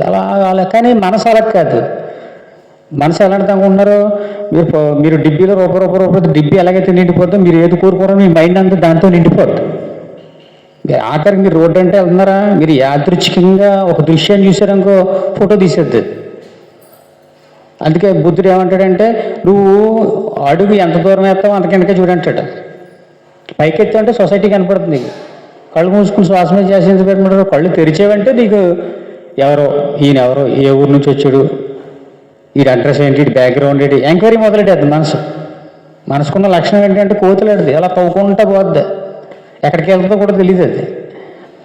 అలాగే ఈయనకి ఏం ఊహించుకోవాలో తెలియదు, ఎలా రెస్పెక్ట్ పొందాలో తెలియదు. అప్పుడు అలా పడకు చక్కగా ఊహాశక్తితో ఊహించుకుంటున్నాడు, అనుకుంటున్నాడు. అలాగే ఆలోచించుతున్నావు. కొంతకాలానికి ఏం జరిగిందంటే పక్షవాతం వచ్చి కాలు చేయబడిపోయింది, మంచం పడిపోయారు. అప్పుడు జనం ఏం చేస్తారు? అప్పులోళ్ళు ఏమన్నా వచ్చారు, అప్పులు అడుగుతారా? భార్య తిడతా, బాబు ఈ మా ఇద్దరు రావచ్చు సేవ చేయడం మొదలెట్టు. పిల్లలు మా నాన్న తిరగలేకపోతున్నాడు, అట్టుకోళ్ళు ఇది అనమాట. ఆయనకి రెస్పెక్ట్ వచ్చిందా లేదా? అప్పుడు అంటే రోగం ఎందుకు వచ్చింది? తను కోరుకున్న దాన్ని ఎలా సాధించుకోవాలో తెలియనప్పుడు ఇలా కూడా వస్తాయి. అలాగే ఎవరు వాస్తవానికి వాళ్ళే సృష్టికర్తలంటే ఎవడ రోగాలు కూడా వాడే సృష్టించుకుంటాడు. సృష్టించుకుంటున్నట్టు అది తెలియదు. నాకు క్యాన్సర్ వచ్చిందంటే కారణం మనమే సృష్టించుకుంటాం. క్యాన్సర్ అది కావాలని కాదు, మనకు ఏదో కావాలి, దాన్ని ఎలా పొందాలో తెలీదు, మార్గం తెలీదు. అప్పుడు మనిషి స్టక్ అవుతారు. స్టక్ అయినప్పుడు ఇలాంటివి, ఎందుకంటే మీ బాడీకి యజమాని మీ మైండే. మీ మనస్సు ఎలా ఉందో మీ బాడీ అలా ఉంటుంది. అందుకే మీ జీవితాన్ని మీరు ఎలా మార్చుకోవాలనుకుంటున్నారో మీరు అలా ఉన్న వాళ్ళతో సాంగత్యం చేయాలి. మీరు ఎవరితో సాంగత్యం చేస్తారో మీరు అలాగే ఉంటారు. అందుకే శంకరాచార్యులు వారు ఏం చెప్పారు? సత్సంగత్వే నిస్సంగత్వం, నిస్సంగత్వే నిర్మోహత్వం, నిర్మోహత్వే నిశ్చలతత్వం, నిశ్చలతత్వే జీవన్ముక్తి. అంటే సత్సంగం చేయడం వల్ల నిస్సంగం, నిస్సంగం వల్ల నిర్మోహం, మోహం ఉండదు, దాని పట్ల అధికమైన మోహం ఉండదు, జీవన్ముక్తి. అంటే బ్రతికొండ చనిపోయాక అందరికీ ముక్తే, బ్రతికొండగా ముక్తిని పొందాలి. ఆధ్యాత్మికత అంటే చాలామంది ఏమనుకుంటారంటే ఎన్ని సమస్యలు ఉన్నా చత్తే పోతాయి అనుకుంటారు. చత్తే ఎక్కడికి పోవు. మీకు ఎప్పుడైనా గమనించుకోండి, చచ్చి బతికిపోదాం అనుకుంటున్నారేమో, అస్సలు అసంభవం అది. చాలామంది సూసైడ్ చేసుకుంటుంటారు, ఈ సమస్యలను ఏగలపోతున్నామని. సూసైడ్ చేసుకుంటే ఎక్కడికి పో, ఆడిపోతా, శరీరం పోతుంది అంతే. సంస్కారాలు అనేవి నీ కూడా వెంటాడుతూనే ఉంటాయి. మీరు ఏ భావంతో చనిపోతారో ఆ భావాలు మిమ్మల్ని అలా వెంటాడుతూనే ఉంటాయి. మీ తర్వాత జన్మలో కూడా ఆ జ్ఞానాన్ని మీరు పొందే వరకు అది మీ చుట్టూ తిరుగుతూనే ఉంటుంది. అందుకే ప్రతి విషయానికి సమాధి స్థితి అంటే సమాధానాలు తెలుసుకున్న స్థితి. సమాధి స్థితి అంటే మనం చచ్చిపోయే కప్పెట్టి సమాధి కాదు. శరీరాన్ని కప్పెడతారు, శరీరం ఒకటేనా. మనస్సు ఉందా? నమ్ముతారు. అది ఆలోచన ఉంది కదా, ధ్యానం చేసినప్పుడు ఆలోచనలు వస్తున్నాయి కదా. అంటే మన కంటిని కనిపించినవి కొన్ని ఉన్నాయి కదా, దాన్ని పట్టుకోవాలి. శరీరం పైకి అందరికీ కనపడదు, దీని గురించి మనం ఏం చెప్పక్కర్లేదు. నేను ఏ రంగులో ఉన్నానో మీకు చెప్పాలా, నేను ఆ కలర్ అంటే మీకు చెప్పాలా, నేను ఏ షర్ట్ వేసుకున్నానో మీకు చెప్పాలా, నా వయసు ఎంతో మీకు చెప్పాలా. ఇవి కంటితో చూస్తాం, కనపడతాయి. ఆధ్యాత్మిక శాస్త్రం అంటే నీ ఊహకే నీ కంటికి కనిపించిన శాస్త్రం. మిమ్మల్ని మన అందరినీ నడిపించేది అదే. దాన్ని పట్టుకున్నాం అనుకో, ఇది చాలా ఈజీ. దీన్ని హ్యాండిల్ చేయడం, శరీరాన్ని హ్యాండిల్ చేయడం, అది అర్థమైతే ఇది ఈజీ. అందుకే కర్మ సిద్ధాంతం తెలుసుకోవాలి.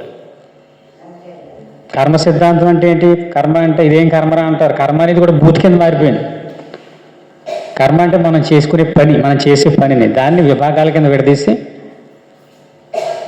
మనకేంటంటే 10 రూపాయలు లేకపోతే బయటకు వెళ్తే బతకలేమనేది బాగా అలవాటు అయిపోయింది సొసైటీలో. ఎవరికన్నా ఇంకా ఎక్కువ ఉన్న అందుకే మనకి ఆధ్యాత్మికతలో ఏం చెప్తారంటే భౌతిక సంతృప్తి, ఆధ్యాత్మిక అసంతృప్తి ఉండాలంటారు. భౌతిక సంతృప్తి అంటే మనకి ఎలా ఉన్నామో అలా సంతృప్తి చెందడం. ఎందుకంటే భౌతికంగా మీరు ఎంత పోరాడినా మీకంటే ఉన్నవాడు ఇంకోటి కనపడతానే ఉంటాడు. అక్కడ టైం వేస్ట్. అది మీరు 1,000 కోట్ల రూపాయలు ఉన్నాయి, సరిపోక ఇంకో 1 కోటి రూపాయల కోసం పరుగు పెట్టారనుకో, 3 కోట్ల కనపడతాడు.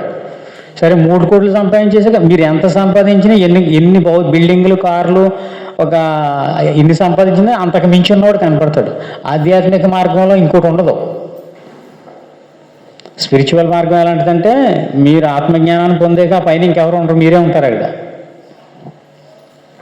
అందుకే ఆధ్యాత్మికతలో సంతృప్తి ఉండకూడదు.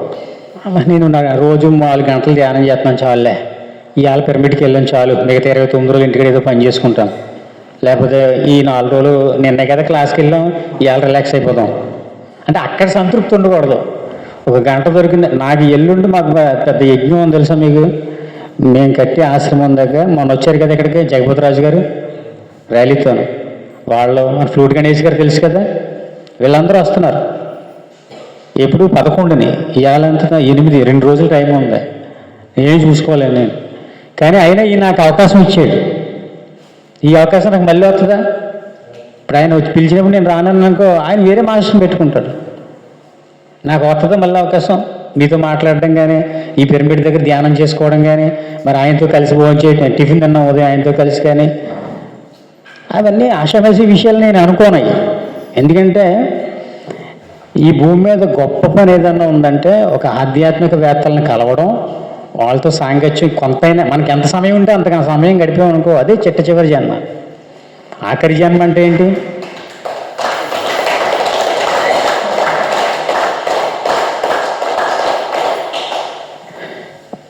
మీరు పత్రిజీ ఎలాంటి రోడ్డేసి వెళ్ళిపోయాడంటే అయినా మీరు ఎక్కడికైనా వెళ్ళండి, మీరు ఇక్కడ కష్టపడి బతకాలి.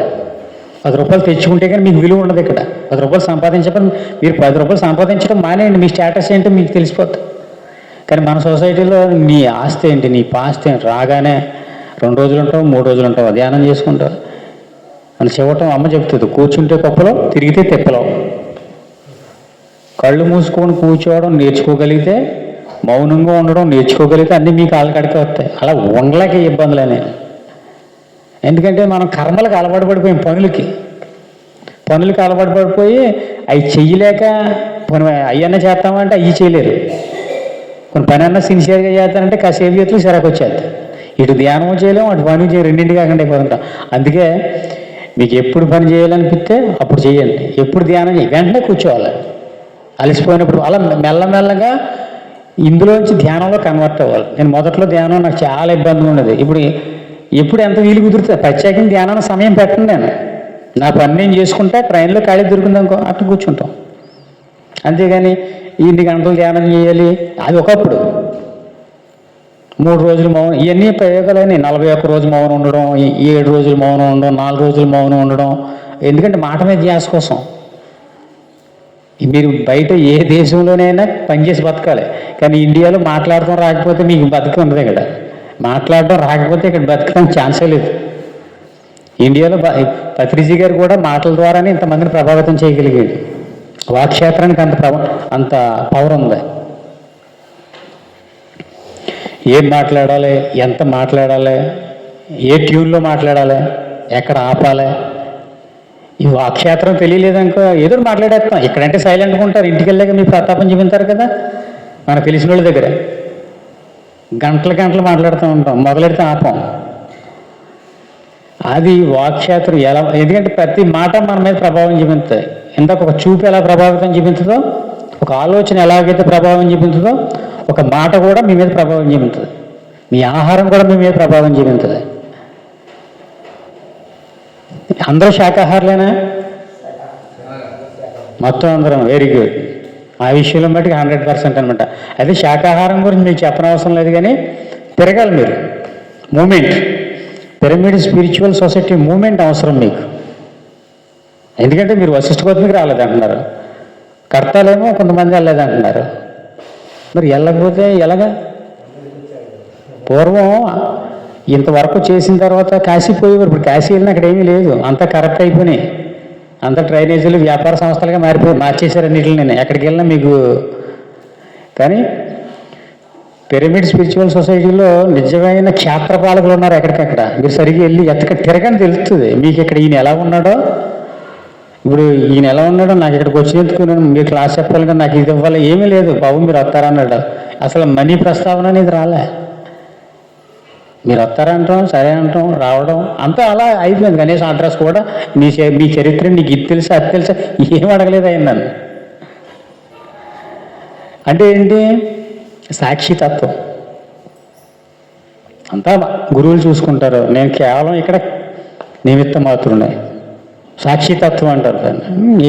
ఎందుకంటే ఇక్కడ నేను చేయట్లేదు, నాతో చేయించుకుంటుంది అన్నది మనకు అర్థమైనప్పుడు మనం అలాగా ప్రతిదానికి సాక్షిగా ఉండిపోతాం. తెలియక కాదు, అది జరుగుతుంది, నేను చేయట్లేదు.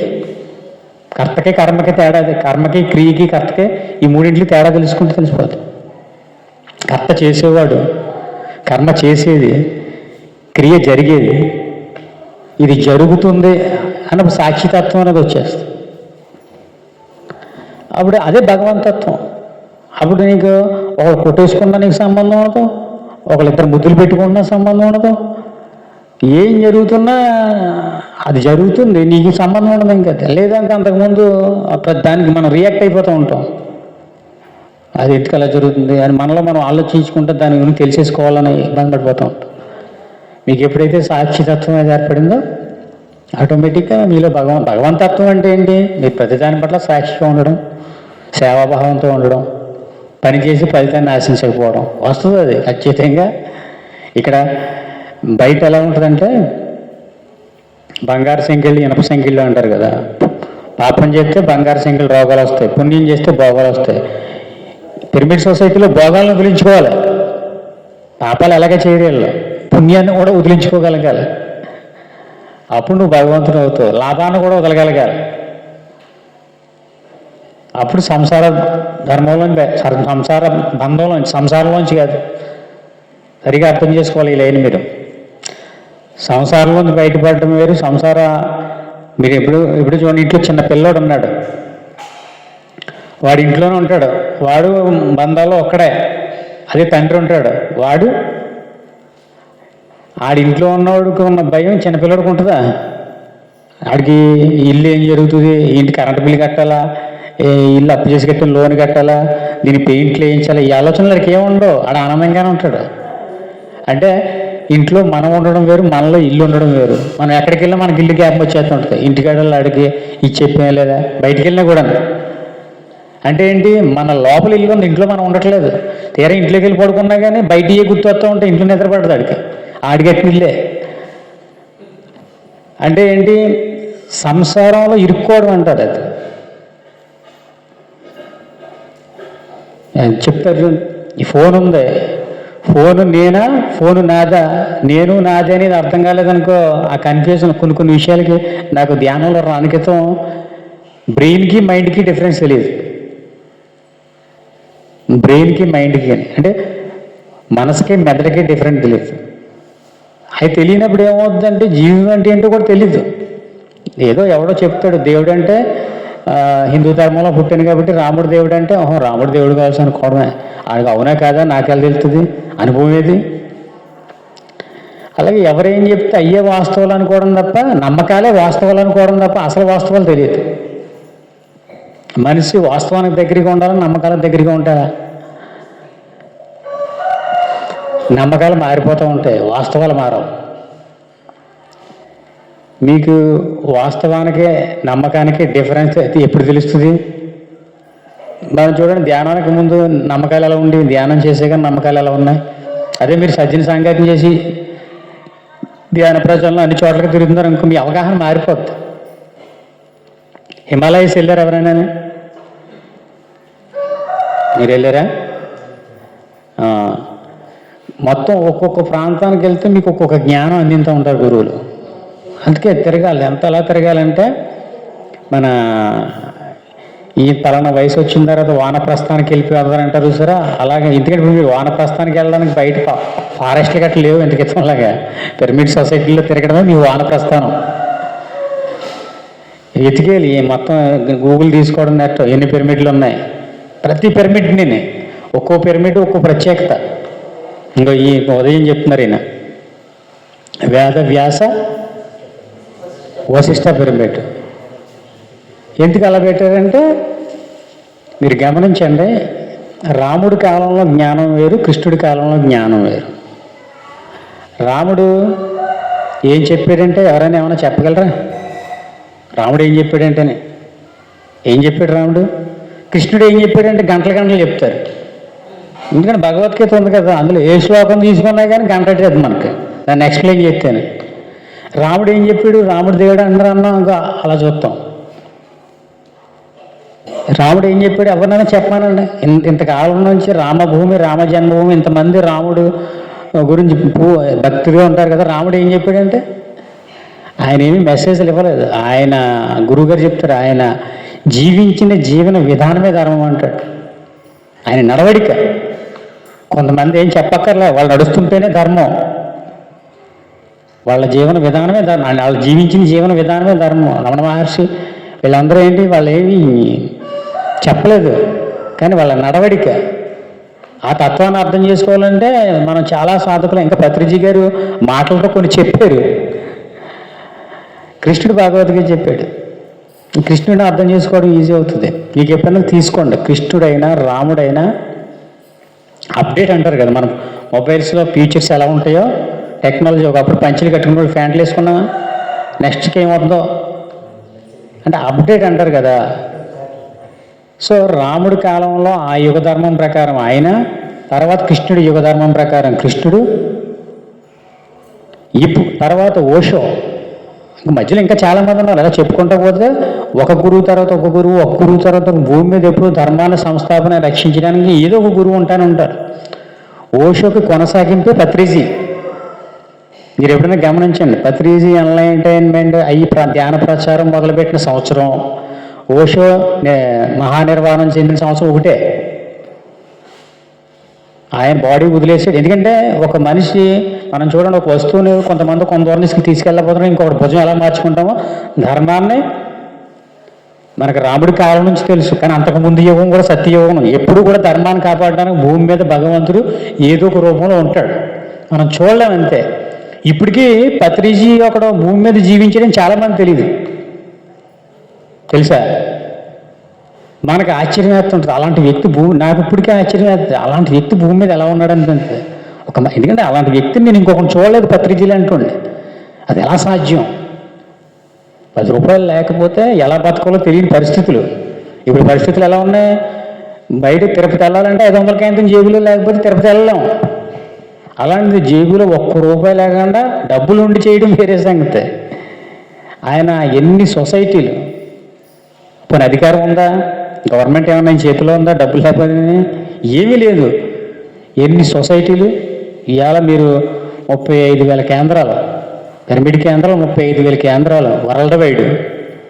ఒక అమెరికా, ఇతర దేశాల్లో ఏం చూసి అసలు ఏముంది ఆయన దగ్గర? దాన్నే జ్ఞానం అంటారు. మనకు అర్థం కాకపోవచ్చు, కొంత అర్థం అవ్వచ్చు, పూర్తిగా అర్థం అవ్వచ్చు. అందుకే శక్తి ఎక్కడుందో జ్ఞానం అక్కడ ఉంటుంది, జ్ఞానం ఎక్కడ ఉందో డబ్బు అక్కడ ఉంటుంది. శక్తి అంటే పార్వతి, ధ్యానం చేస్తే శక్తి వస్తుంది. ఎప్పుడైతే నువ్వు ఖాళీ ఎంటి మైండ్తో ఉన్నావు, నీ జ్ఞానం ఆటోమేటిక్గా అందులోకి వచ్చేస్తుంది. సరస్వతి, నీ జ్ఞానం ఎప్పుడైతే నీ జ్ఞానవంతుడిగా మారిపోయి నీకు డబ్బు అవసరం ఉండదు. నీకు ఎప్పుడు కూడా తెలివి తక్కువకి డబ్బు అవసరం, ఎందుకంటే వాడు బ్రెయిన్ ఉండదు, ప్రతిదీ డబ్బుతో కొంటాడు. మనం ఏమనుకుంటాం, నిజంగా మన పిల్లలను కూడా డబ్బు సంపాదించమంటున్నామంటే మనం తెలివి తక్కువలే. అంటే డబ్బు ఉంటే బతికేచ్చు, డబ్బు అవసరమే. ఎంతవరకు? దేని వాల్యూ దానికి ఉంటుంది. లక్ష్మీదేవిని కోరుకుంటూ వచ్చేది, జ్ఞానం ఎక్కడుంటే అక్కడికి వెళ్ళిపోతుంది. నువ్వు ఊరికనే లక్ష్మి నాకు డబ్బు కావాలి, నాకు డబ్బు కావాలంటే వచ్చేది. లక్ష్మీదేవి అంత అమాయకురాలు కదా కదా, జ్ఞానం ఎక్కడుంది అక్కడ. జ్ఞానం ఎక్కడికి వెళ్తుంది? శక్తి. అక్కడ లింక్ ఇవన్నీ. కాబట్టి మనం ఏదైతే సంపాదిస్తామో మిగతా అన్నీ ఆటోమేటిక్గా వచ్చేస్తాయి. అది ఆ టెక్నిక్ని పత్రిజీ కనుగొన్నాడు. ఒక కొత్త ఆలోచనతో వచ్చాడు ఆయన. అప్పుడు దాకా ఉన్న ఆలోచనలన్నీ చెరిపేసి, ఓషో రజనీష్ గురించి మీరు తెలుసుకోవాలి. ఎందుకంటే మనం రాముడి దగ్గర, కృష్ణుడి దగ్గర ఆగిపోకూడదు. రాముడి దగ్గర నేర్చుకోవాలి, కృష్ణుడి దగ్గర నేర్చుకోవాలి, బుద్ధుడి దగ్గర నేర్చుకోవాలి, జీసస్ దగ్గర నేర్చుకోవాలి, అందరి దగ్గర నేర్చుకోవాలి. ఓషో రజనీష్ దగ్గర నేర్చుకోవాలి. ఎవడేం చెప్పాడు, ఏ గురువు ఏం చెప్పారు? పత్రిజీ దగ్గర నేర్చుకోవాలి. మనకు పత్రిజీ అర్థం కావాలంటే ఈ మధ్య, ఎందుకంటే పత్రిజీ అందరికీ అర్థమైనట్టే ఉంటాడు, కానీ అంత ఈజీగా ఎందుకు ఎప్పుడు అర్థమవుతాడు ఆయన? మిగతా అన్నీ యాక్సెప్ట్ చేయాలి, మనలో వ్యతిరేక భావనలు పోవాలి. ఇందులో కూడా మన సొసైటీలో కూడా మీరు సరిగ్గా గమనించాలి. కానీ కొందరు గురువులను యాక్సెప్ట్ చేస్తే కొందరు గురువులను యాక్సెప్ట్ చేయరు. అంటే మన ఆలోచనలకు దగ్గరగా ఉన్న వాళ్ళు మనం అంగీకరిస్తాం, మన ఆలోచనలకు వ్యతిరేకంగా ఉన్న వాళ్ళు మనం ద్వేషిస్తూ ఉంటాం. ఏంటి నేను ఇలా చేయమంటే అలా చేసేవేంటి? నీ ఆలోచన అలా ఉంది కాబట్టి ఒక పని నువ్వు అలా చేసావు, వాడు ఇంకోలా చేస్తాడు. మనకు అర్థం కానంత మాత్రం వాడిది జ్ఞానం కాకుండా పోదు కదా. అదేంటి అవగాహన లోపం. నీకు అర్థం కాని విషయాన్ని నువ్వు పెద్ద జుట్టు పీక్కోవాల్సిన వదిలేయడమే. అదే మనం తీర్పు చెప్పామంటే దాని అర్థం ఏంటి? నీలో లేడాడు. చూస్తున్నాంగా మతాల మధ్యలో హిందూ, ముస్లిమ్స్, క్రిస్టియన్స్ అని ఏమంటారు? మా ఆలోచనలు మీ ఆలోచనలు లేవని చెప్పేసి వాళ్ళు వ్యతిరేక భావనలతో ఉంటారు. వాస్తవానికి రాముడికి కృష్ణుడికి జీసస్కి వీళ్ళకి ఏం గొడవలు ఉండవు వెనకాల వాళ్ళకి. భగవంతులకి వ్యతిరేక భావనలు ఉండవు, సామాన్య మనుషుల్లోనే వ్యతిరేక భావనలు ఉంటాయి. ఆ తత్వం తెలిసిన వాళ్ళలో వ్యతిరేక భావనలు ఉండవు. ఆ తత్వం అర్థం కానప్పుడు ఏమవుద్ది, మా నాన్న నాకు పలానా దేవుడిని పరిచయం చేశాడు. మీకు ఒక ఎగ్జాంపుల్ చెప్తాను.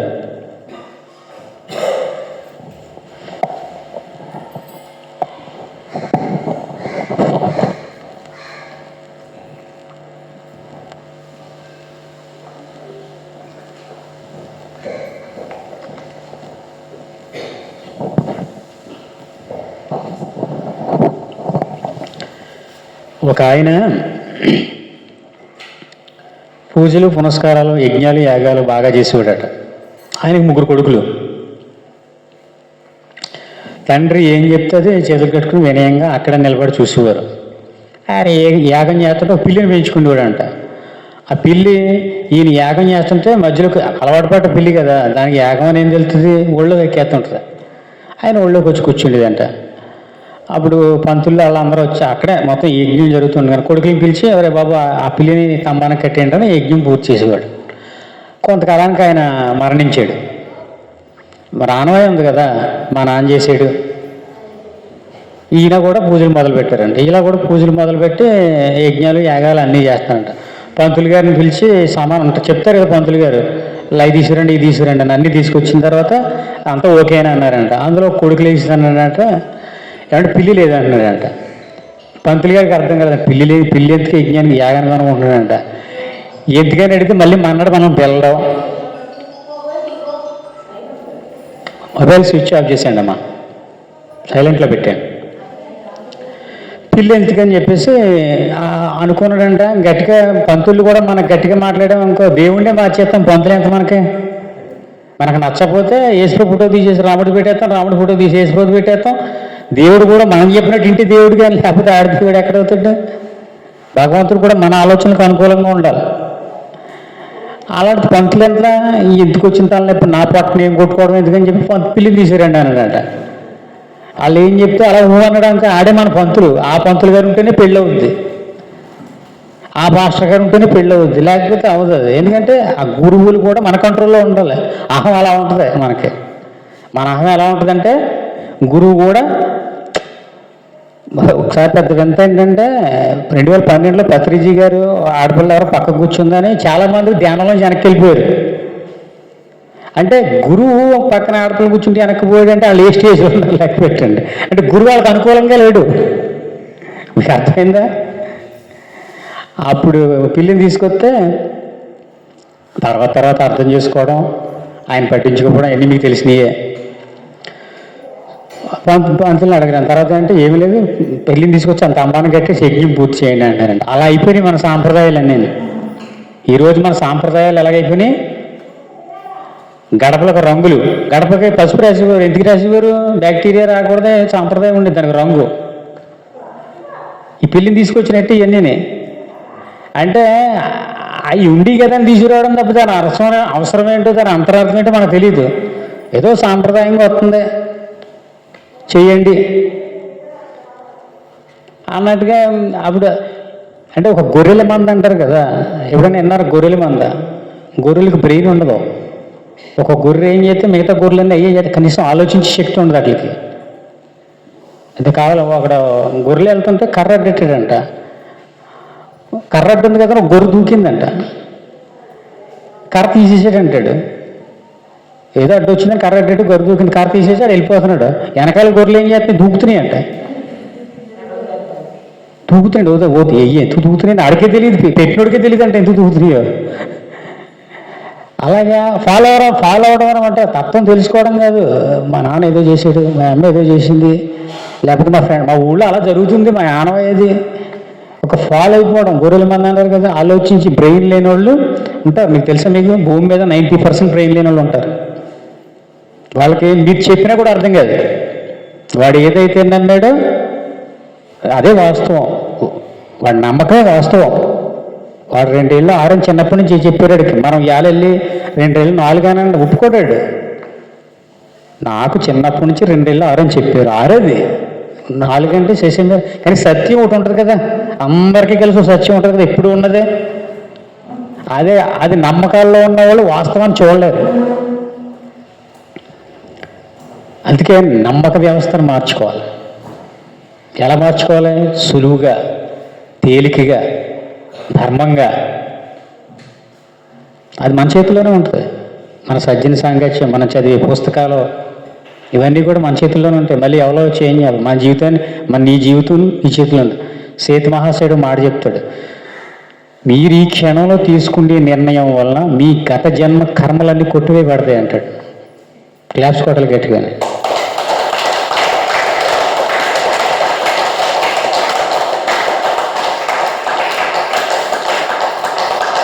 ఒక పెద్ద ఆవిడ అంటది కదా, నేను గత జన్మలో ఏదో చేసుకున్నానమ్మా, మా అత్తగారు పోయిందంటే మా ఆయనతో పడుతున్నాను అనడం. అంటే ఏంటి? ఆవిడ 41 రోజు ధ్యానం చేసింది, పుస్తకాలు చదివింది, అయినా కర్మలు ఇంకా అనుభవిస్తుంది. కారణం ఏంటి? నిర్ణయం తీసుకోలేదు ఆవిడ. మనం కొన్ని నిర్ణయాలు తీసుకోకపోతే కొన్ని కర్మలు అనుభవించవలసిందే. అంటే ఏంటి? మనమే ఒప్పుకుంటున్నాం కదా, నేను ఏ జన్మలో కర్మం చేసుకున్నాను, మా ఆయనతో, మా ఆవిడ, మా అత్తగారితో పడ్డాను అంటే దానివల్ల నేర్చుకోలేదు. మన జీవితంలో ఒక లైఫ్ ఒక పజిల్ లాంటిది. ఒక సమస్య తర్వాత ఒక సమస్య తర్వాత ఒక జీవితం సమస్యలు లేకుండా ఉండదు. రిచర్డ్ బాగా చెప్తాడు, సమస్యలే లేకపోతే మీకు జీవితం లేదు. ఎందుకంటే సమస్యలు మీరు కోరుకుంటారు, ఎందుకంటే చివరిలో అవి ఇచ్చి బహుమతులు మీకు అవసరం అంటాడు. ప్రతి సమస్య కూడా అది వెళ్ళిపోయినట్టు మీకు ఒక గిఫ్ట్ ఇస్తుంది. మీరు ఎప్పుడైనా గమనించండి. అందుకే మనం చూడండి, ఎక్కడైనా హర్రర్ మూవీస్ చూస్తుంటారు, దెయ్యాల సినిమాలు, ఎప్పుడన్నా మన భయం అని తెలుసు కానీ చూస్తూనే ఉంటాం. కారణం ఏంటి? మనసుకి నేర్చుకుంటే తత్వం అది. అందుకే ఇంట్లోనూ ఇల్లు లేనప్పుడు ఇల్లు కడతాం, అప్పులన్నీ తీరిపోతే బాగుండు అనుకుంటాం. అప్పులన్నీ తీరిపోయిన తర్వాత రిలాక్స్గా ఉంటామా? టీవీ లేదు, ఇంకోటి లేదని తెచ్చిపెట్టుకుంటాం. అంటే ఏంటి? ఆ గిఫ్ట్ మనకు అవసరం. ఇక్కడ సమస్యలు ఎక్కడున్నాయి? మనమే కోరుకున్నాం. ఇప్పుడు మనం కోరిక పట్ల స్పష్టత ఉంటే ఆ సమస్యను మనం పరిష్కరించుకోగలని ముందే ప్లాన్ చేసుకుంటే, దాని తర్వాత 1 by 1 కోరుకుంటే సమస్యలు ఎక్కడన్నా ఉంటాయా? అందుకే కర్మ సిద్ధాంతాన్ని అర్థం చేసుకోవాలి, ఆలోచన విధానాన్ని అర్థం చేసుకోవాలి. శాస్త్రీయత ఉంటుంది ప్రతిదానికి శాస్త్రం ఉంటుంది. ఇంకోటి, మీవి కాని కర్మలు కూడా మిమ్మల్ని వెంటాడతాయి. తెలుసా మీకు ఆ సంగతి? రామకృష్ణ పరమహంస అంటాడు, అత్తర్ షాప్కి వెళ్తే మనం సెంటు షాప్కి వెళ్తే మనం కొనకపోయినా ఆ సెంటు యొక్క వాసన చూడొచ్చు అంటాడు. వస్తుందా? డబ్బులు కొనకపోయినా స్మెల్ వస్తుందా? అదే మనం ధ్యానం పిరమిడ్లోకి వచ్చామనుకో, ధ్యానం కూడా చేయక్కర్లే, అటు ఇటు తిరిగితేనే మీ ఎనర్జీ ఫీల్ అవుతారు. పిరమిడ్ దగ్గరికి వచ్చారంటే ఇక్కడికి మీరు కళ్ళే మూయక్కర్లేదు, ఆ ఎనర్జీ ఫీల్ అవుతారు మీరు. కళ్ళు మూస్తే ఇంకా ఉంటుంది. అలాగే మీ చుట్టూ ఉన్న వాళ్ళ కర్మల ప్రభావం మీ మీద ఉంటుంది కంపల్సరీ. ఇక్కడ ఎవ్వరికి కర్మలు లేవు. తెలుసా మీకు ఆ సంగతి? ఈ ఊరికి ఒక బార్డర్ ఉంటుంది, ఒక ఎనర్జీ ఉంటుంది. పిరమిడ్కి ఒక ఎనర్జీ ఉంటుంది. ప్రతి మనిషికి, ప్రతి వస్తువుకి ఎనర్జీ ఉంటుంది. అది పాజిటివ్గా నెగిటివ్గా, నీకు అవసరం అనవసరం, మొత్తం మీద దానికి ఒక ఎనర్జీ ఉంటుంది. మీ యొక్క సమయాన్ని దేంతో గడుపుతారో ఆ ఎనర్జీని మీరు ఫీల్ అవుతారు. అంటే మీ లైఫ్ని మీరు డే బై డే క్రియేట్ చేసుకోవాలి. ఒక చక్రంలో ఉండకూడదు, గానికి ఎక్కి తిరిగితే కాశీ దాకా పోవునా అన్నట్టు ఒక చక్రంలో తిరగండి, కొంచెం పక్కకు వచ్చి చూడాలి. చక్రంలో తిరుగుతూ ఉంది, ఆ జీవితంలో అదే రిపీట్ అవుతూ ఉంటుంది. మీ లైఫ్ అలా అలా అలా అలా అదే జీవితాన్ని అనుభవిస్తూ ఉంటారు. అందులో మార్పు ఉండదు, కొత్తదనం ఉండదు. కొత్తదనం లేకపోతే ఆత్మకు ఉత్సాహం, ఉల్లాసం ఉండదు. మీరు ఒక అనుభవాన్ని పొందేసిన తర్వాత అదే అనుభవాన్ని పొందుతున్నారు అనుకో, మీకు బోరింగ్ అనిపిస్తుంది లైఫ్, ఉత్సాహం ఉండదు. ఈ జీవితం ఇలా వెళ్తుంది, ఏదో బతకాలి కాబట్టి బతుకుతున్నాం, తినాలి కాబట్టి తింటున్నాం అన్న టైపు. అదే మీరు ఒక కొత్త ప్రాంతానికి కానీ, కొత్త వ్యక్తుల్ని కానీ కలండి, కొత్త నేర్చుకునేటప్పుడు ఉత్సాహం ఎలా ఉంటుంది? అందుకే మీరు ప్రతి చోటకి వెళ్ళాలి. ఏదో నేను ఆడపిల్లలు బయటికి వెళ్ళకూడదు, ఆ రోజులు కాదు ఇవి.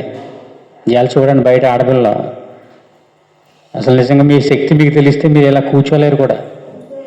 ఏదైనా అజ్ఞానంలో బతికేయగలిగింది తప్ప జ్ఞానం వచ్చాక అంత ఈజీ కాదు. ఒక్కోసారి అనిపిస్తుంది అజ్ఞానమే కష్టం అనిపిస్తుంది. తేలిగ్గా ఉంటుంది అజ్ఞానం. జ్ఞానం ఎలా ఉంటుంది? అది నేర్చుకుంటేప్పుడు కొంచెం కష్టపడదు కానీ సులువుగా ఉంటుంది. అసలు స్త్రీ శక్తి స్త్రీకి తెలిస్తే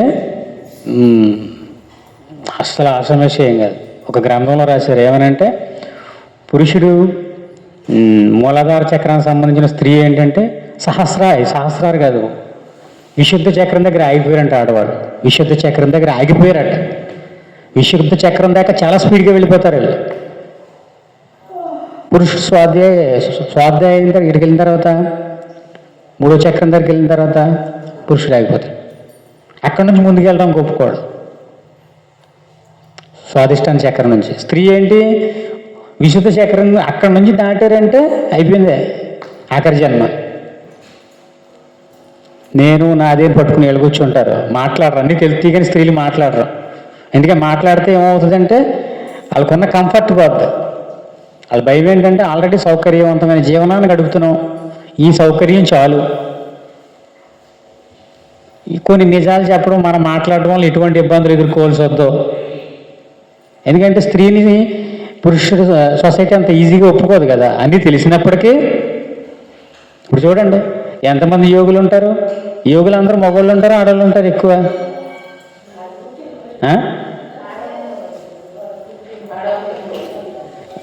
చరిత్రలో మనం ఇప్పుడు చూసి ఫోటోలు కానీ ఎక్కువ ఎవరు ఉంటారు? వాస్తవానికి లేడీస్ ఎక్కువ ఉంటారు, కానీ మనకు కనిపించే వాళ్ళు మగవాళ్ళు ఎక్కువ కనపడతారు. రాముడని, కృష్ణుడని, సీతాదేవి యోగిని. ఎక్కడైనా మన సొసైటీ వచ్చాక సీతాయనం వచ్చింది తప్ప అంతకుముందు సీతాయనం ఉందండి. అంటే ఏంటి? వీళ్ళు పేరు కోరుకోరు స్త్రీలు, మగవాళ్ళు పేరు కోరుకుంటారు. అందుకే వాళ్ళు కనపడుతూ ఉంటారు మనకి. వీళ్ళు కనపడినంత మాత్రం లేరని కదా.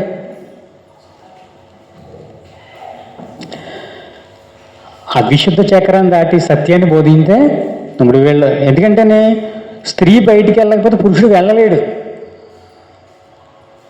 స్త్రీ దగ్గర పురుషుడు నేర్చుకోవాలంటే ఏంటి?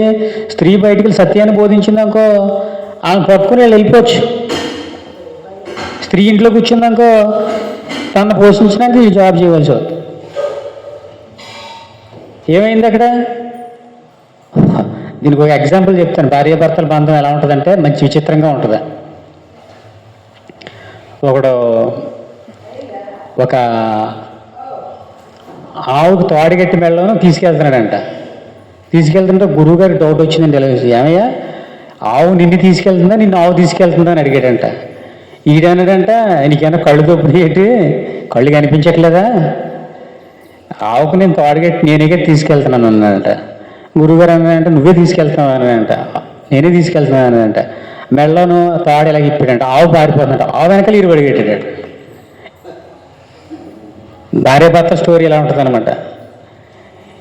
భార్యని హ్యాండిల్ చేస్తున్నాను ఈడు అనుకుంటాడు. ఆడది కాసేపు బయటకు వెళ్తే ఏం చేయాలి ఈడి తెలియదు. అంటే ఏంటి? ఎవరికల్లో నేనే యజమాని అనుకుంటూ ఉంటారు, కానీ ఇద్దరు బానిసలే.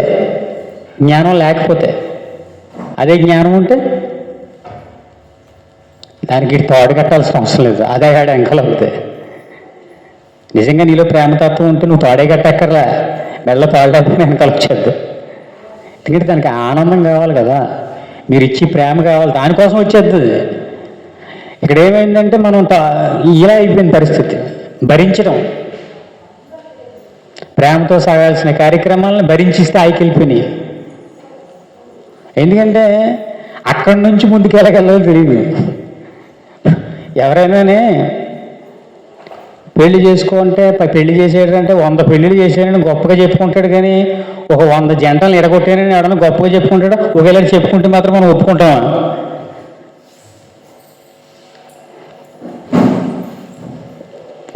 పిల్లడు పుట్టాడు, ఎవరైనా పుట్టించడం గొప్పగా చెప్పుకుంటారు, సంప్రదాయం గొప్పగా చెప్పుకోరు కదా. కానీ మన త్రిమూర్తుల తత్వం ఏంటి? సృష్టి, స్థితి, లయకారులు. బ్రహ్మ విష్ణు మహేశ్వరులు. శివుడి డ్యూటీ ఏంటి? చంపడమే. ఆధ్యాత్మిక శాస్త్రం ఏంటంటే జననం మధురం, మరణం మధురం, కలయిక మధురం, విడిపోవడం కూడా మధురం. ఇప్పుడు నేను వచ్చాను, చెప్తున్నాను, 4 అయింది, నేను ఇంకా చెప్తాను, మీకు ఎలా ఉంటుందా? తిడితే పోకూడదని చెప్పి సైలెంట్గా లేచి వెళ్ళిపోతారు. ఇంటికి వచ్చింది వీళ్ళతో గొడవలు మాకు, మన ఇంటికి మనం పోయేదానికి అని చెప్పి సైలెంట్గా ఒక్కొక్కరు నేను ఒక్కడే మిగిలితాను 4 దాటితే. పొద్దున్న బాగానే ఉంటుంది. అంటే ఒక స్టేజ్కి వెళ్ళి కొద్ది అవసరం లేనప్పుడు చెప్తుంటే ఎలా ఉంటుందంటే చిరాకు అవుతుంది ఎవరికైనా. ఏ బంధమైనా సరే అది ముదిరిన తర్వాత దాని అవసరం లేనప్పుడు బోరింగ్ అని అనిపిస్తుంది. అక్కడి నుంచి ఎలా ముందుకు వెళ్ళాలో ఆధ్యాత్మిక శాస్త్రం నేర్పుతుంది, పెళ్లి వ్యవస్థ నేర్పుతూ. అందుకే అవసరం ఉన్నప్పుడు ఆకలేసినప్పుడు తినాలి, ఎంత ఆకలి అయితే అంత తినాలి, ఆకలి లేనప్పుడు మానేయాలి. అలాగే ప్రతి రిలేషన్ అంతే.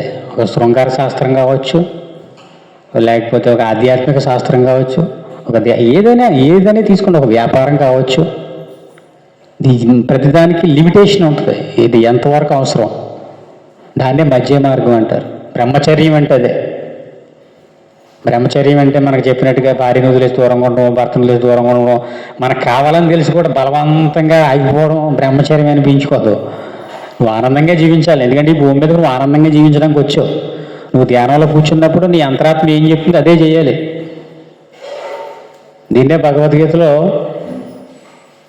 చక్కగా అనుష్ఠించబడిన పరధర్మం కన్నా గుణము లేనిదైనను స్వధర్మమే మేలు, అట్టి ధర్మాచరణమున మరణం సంభవించిన మేలే.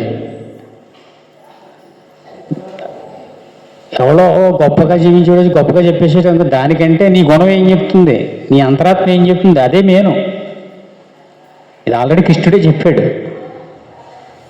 నీ అంతరాత్మ చెప్పింది చేయాలి. అది ఎలాంటిదైనా సరే. మనమేం చెప్తాం, ఏదో ఒక గ్రంథాన్ని పట్టుకుని ఫలానా గ్రంథంలో ఏముంది, గ్రంథాలు ఎందుకు రాశారు? ఆయా కాలాల్లో ఆయా ధర్మాలను బట్టి మనుషులు ధర్మంగా జీవించడానికి గ్రంథాలు రాశారు. ఇందాక గొర్రెల మంద కథలో ఉంటుంది. కార్లు లేనప్పుడు పద్ధతి ఒకటి, కార్లు వచ్చాక పద్ధతి, ఫోన్ లేనప్పుడు పద్ధతి ఒకటి, ఫోన్లు వచ్చాక కాలం యుగ ధర్మం మారిపోతే నీ ఆలోచన విధానం మారిపోవాలి.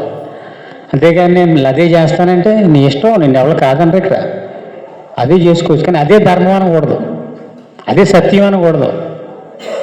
ధర్మం వేరు, స్వధర్మం వేరు, అసలు ధర్మం వేరు, కాలధర్మం వేరు, స్వధర్మం వేరు. నా మైండ్ రాముడి కాలంలో ఉందనుకో, అలాంటి డ్రెస్సులు వేసుకుంటాను, అలాగే ప్రవర్తిస్తూ ఉంటాను. రామాయణం జరిగి ఎంతకాలం అయింది? 1000 సంవత్సరాలు అయింది. ఇప్పటికీ అప్పుడు గ్యాప్ ఉంది కదా. నా ఆలోచనలు అక్కడ ఆగిపోయినాయి. రాముడు కారు మీద తిరగలేదు, నేను తిరగను, నాకు రాముడు అంటే ఇష్టం. రాముడు ఫోన్ వాడలేదు, నేను వాడినా అంటే అది ఎలా ఉంది? రాముడి దగ్గర నువ్వేం నేర్చుకున్నావు? పట్టుకోవాల్సిందని పట్టుకోవాలి, వదలాల్సిందని వదలాలి. ఈ యుగ ధర్మం ప్రకారం పిరమిడ్ మాస్టర్ అంటే గడ్డం పెంచుకుని లేకపోతే మంచి కాషాయ వస్త్రాలు వేసేస్తే గురువు గారు, లేదు మామూలుగా నార్మల్గా మీలాగే ఉంటే గురువు కాదనా? అంటే మోడ్రన్ కాలాన్ని కూడా మనం అనుసరించాలి, మరి ఏదో పాతకాలంలో కాకుండా. అందుకే ప్రత్యేక వేషాధారణ అనేది లేదు. 18 ఆధార సూత్రాలు చదివారా మీరు? పిరమిడ్ 18 ఆధార సూత్రాలు చదవండి. మన ప్రతి వారం ధ్యాన జగతి పుస్తకంలో వస్తాయి 18 ఆధార సూత్రాలు. అందులో ఒకటి ఏంటంటే ప్రత్యేక వేషాధారణ.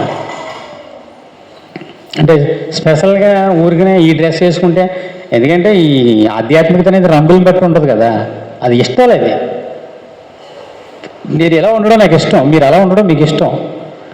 నన్నుగా మీరు అంగీకరించాలి, మిమ్మల్నిగా మీరు అంగీకరించాలి. నాలా మీరుంటే అంగీకరించడం కాదు, అది మళ్ళీ శాసనం అవుతుంది. అది ఒకే డ్రెస్ వేసుకురావడం అదేంటో ఎప్పుడు చిన్నపిల్లల స్కూల్లో అవసరం. ఎందుకంటే ఒక కమ్యూనికేట్ ఉన్న కాడ అందరిలో ఒక సమభావం రావడం కోసం చిన్నప్పటి నుంచి నేర్పించారు. పెద్దవాళ్ళు అయ్యే కదా అవసరం ఉండదు. పశువుకి తాడు కావాలి, పశుపతికి తాడు అవసరం లేదు. మీకు జ్ఞానం వచ్చాక ఇవేమీ అవసరం ఉండదు. నేర్చుకునే దశలో అన్నీ అవసరం అవుతాయి, నేర్చుకున్నాక ఏమీ అవసరం ఉండదు. అర్థమవుతుందా? సో కర్మ సిద్ధాంతం, సేవాభావం, మనీ గురించి చెప్పుకున్నామా? అర్థమైంది మనీ అంటే ఏంటో? మనీ అంటే ఏంటి? మనీ ఎలా ఉండాలి? ఈ రోజుల్లో మనీ కంటే గొప్పదేమైనా ఉందా? ఓషో రజనీస్ అంటాడు, డబ్బు అనేది శరీరంలో బ్లడ్ లాంటిదట, రొటేషన్ అవుతూ ఉండాలి. రొటేషన్ అయితేనే మన బ్లడ్లో సర్క్యులేషన్ సరిగ్గా ఉంటేనే ఆరోగ్యంగా ఉన్నట్టు లెక్క, అవునా? అలాగే మనకే జీవించడానికి ఎక్కువ మనీ అవసరం లేదు. అది రన్నింగ్లో లేనప్పుడు ఎక్కువ మనీ అవసరం అవుతుంటుంది. చాలామందిని చూస్తుంటాం, వాడికి 2-3 కోట్లు ఆస్తి ఉంటుంది, కానీ వాడు ఏం కొనుక్కోడు. ఒక్కొక్కరు ఏమీ ఉండవు, అన్ని అనుభవంతో ఉంటాడు. అంటే మనీ అనేది ఆలోచనలో ఉంటుంది. అంటే ఏమనుకుంటాడంటే ఈ డబ్బు పోతేనే బతికే లేదని చెప్పేసి దాన్ని రొటేట్ చేయడు.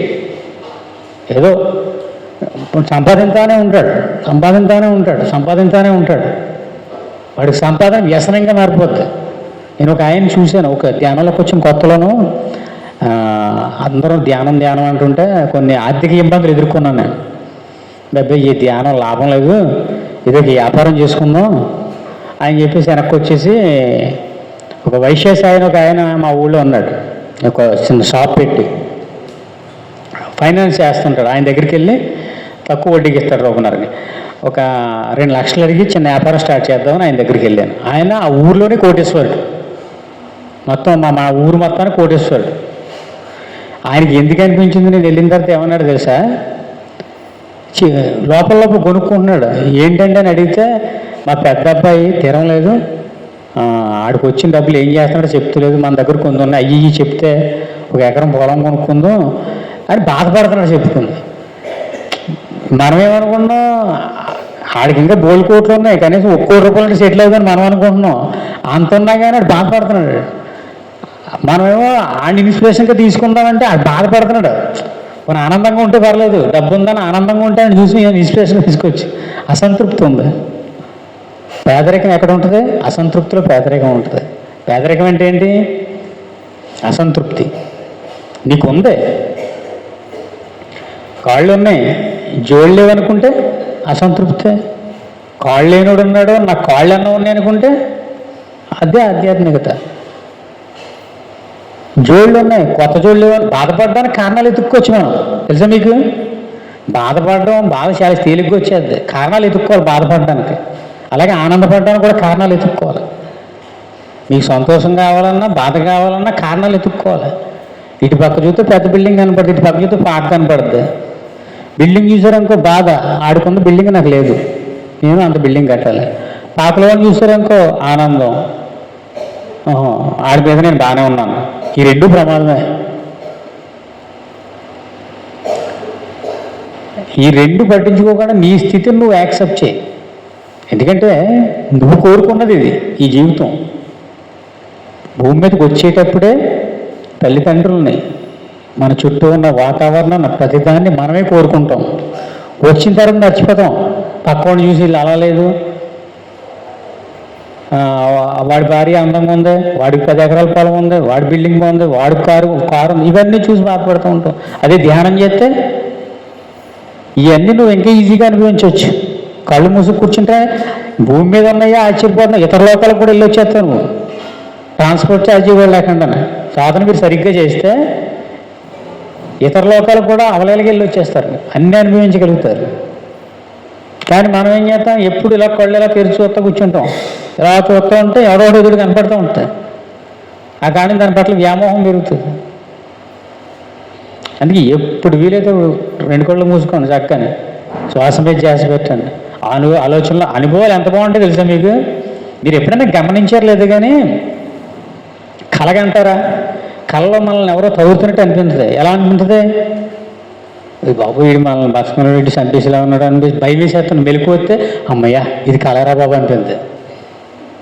కళ నిజంలాగే ఉంటుంది, నిజం కూడా కళ్ళాడుతుంది. దీనికి దానికి పెద్ద తేడా ఉండవు. అవి హాస్టల్ లోకల్లో జరుగుతుంది, భూమి మీద జరుగుతాయి, ప్లేస్ తేడా అంతే. ఒక్కోసారి డబ్బులు దొరికినట్టు అనిపిస్తుంది, బాగానే ఉంటుంది. కళ్ళు దొరుకుతుంది ఇక్కడ ఉంటుంది, డబ్బులు ఉండవు, ఏముండవు. జీవితం అంతా కూడా మీరు ఒక ఫంక్షన్కి వెళ్ళారు, ఎవరో మంచి చీర కట్టుకుని వచ్చారు, బాధగానే అనిపిస్తుంది. దాన్ని అక్కడ వదిలేస్తే ఏముండదు, మళ్ళీ మీరు వేరే చోటకెళ్ళి వదిలేయగలగాలి, ఎక్కడిదక్కడ వదిలేయగలగాలి. మనీ అంటారా, కొంతమంది ఇళ్ళల్లో పాత అవసరం లేకపోయినా పాత ఇత్తర సామానం ఉంటుంటే ఎప్పుడైనా గమనించలేదు. కానీ పాత ఇత్తర సామానం నేను చాలామందిని అడుగుతున్నాను, ఏం చేస్తారు పాత ఇత్తర సామానంతో? వంట చేస్తారు. పూర్వం అంటే వండేవారు, ఉపయోగించుకుంటారు. ఉపయోగించారా? ఏదో వాళ్ళ అమ్మ వాళ్ళ అమ్మకి ఇచ్చిందంటే, వాళ్ళ అమ్మ వాళ్ళ అమ్మకి ఇచ్చిందంటే, వాళ్ళ అమ్మ అలా పట్టుకొస్తారు. అంటే మార్చుకోరు. అవతల టీవీ కొనడానికి కష్టపడుతూ ఉంటాడు, అప్పు చేసి పాత బాకీలు వెళ్తే ఇబ్బందులు పడుతూ ఉంటారు టీవీ కొని. ఈ ఇత్తర సామానం అమ్మేసిన డబ్బులు పెడితే టీవీ వచ్చేది. ఐడియా వాడరు. అంటే మనీని జనరేట్ చేసుకోవడం తెలియదు.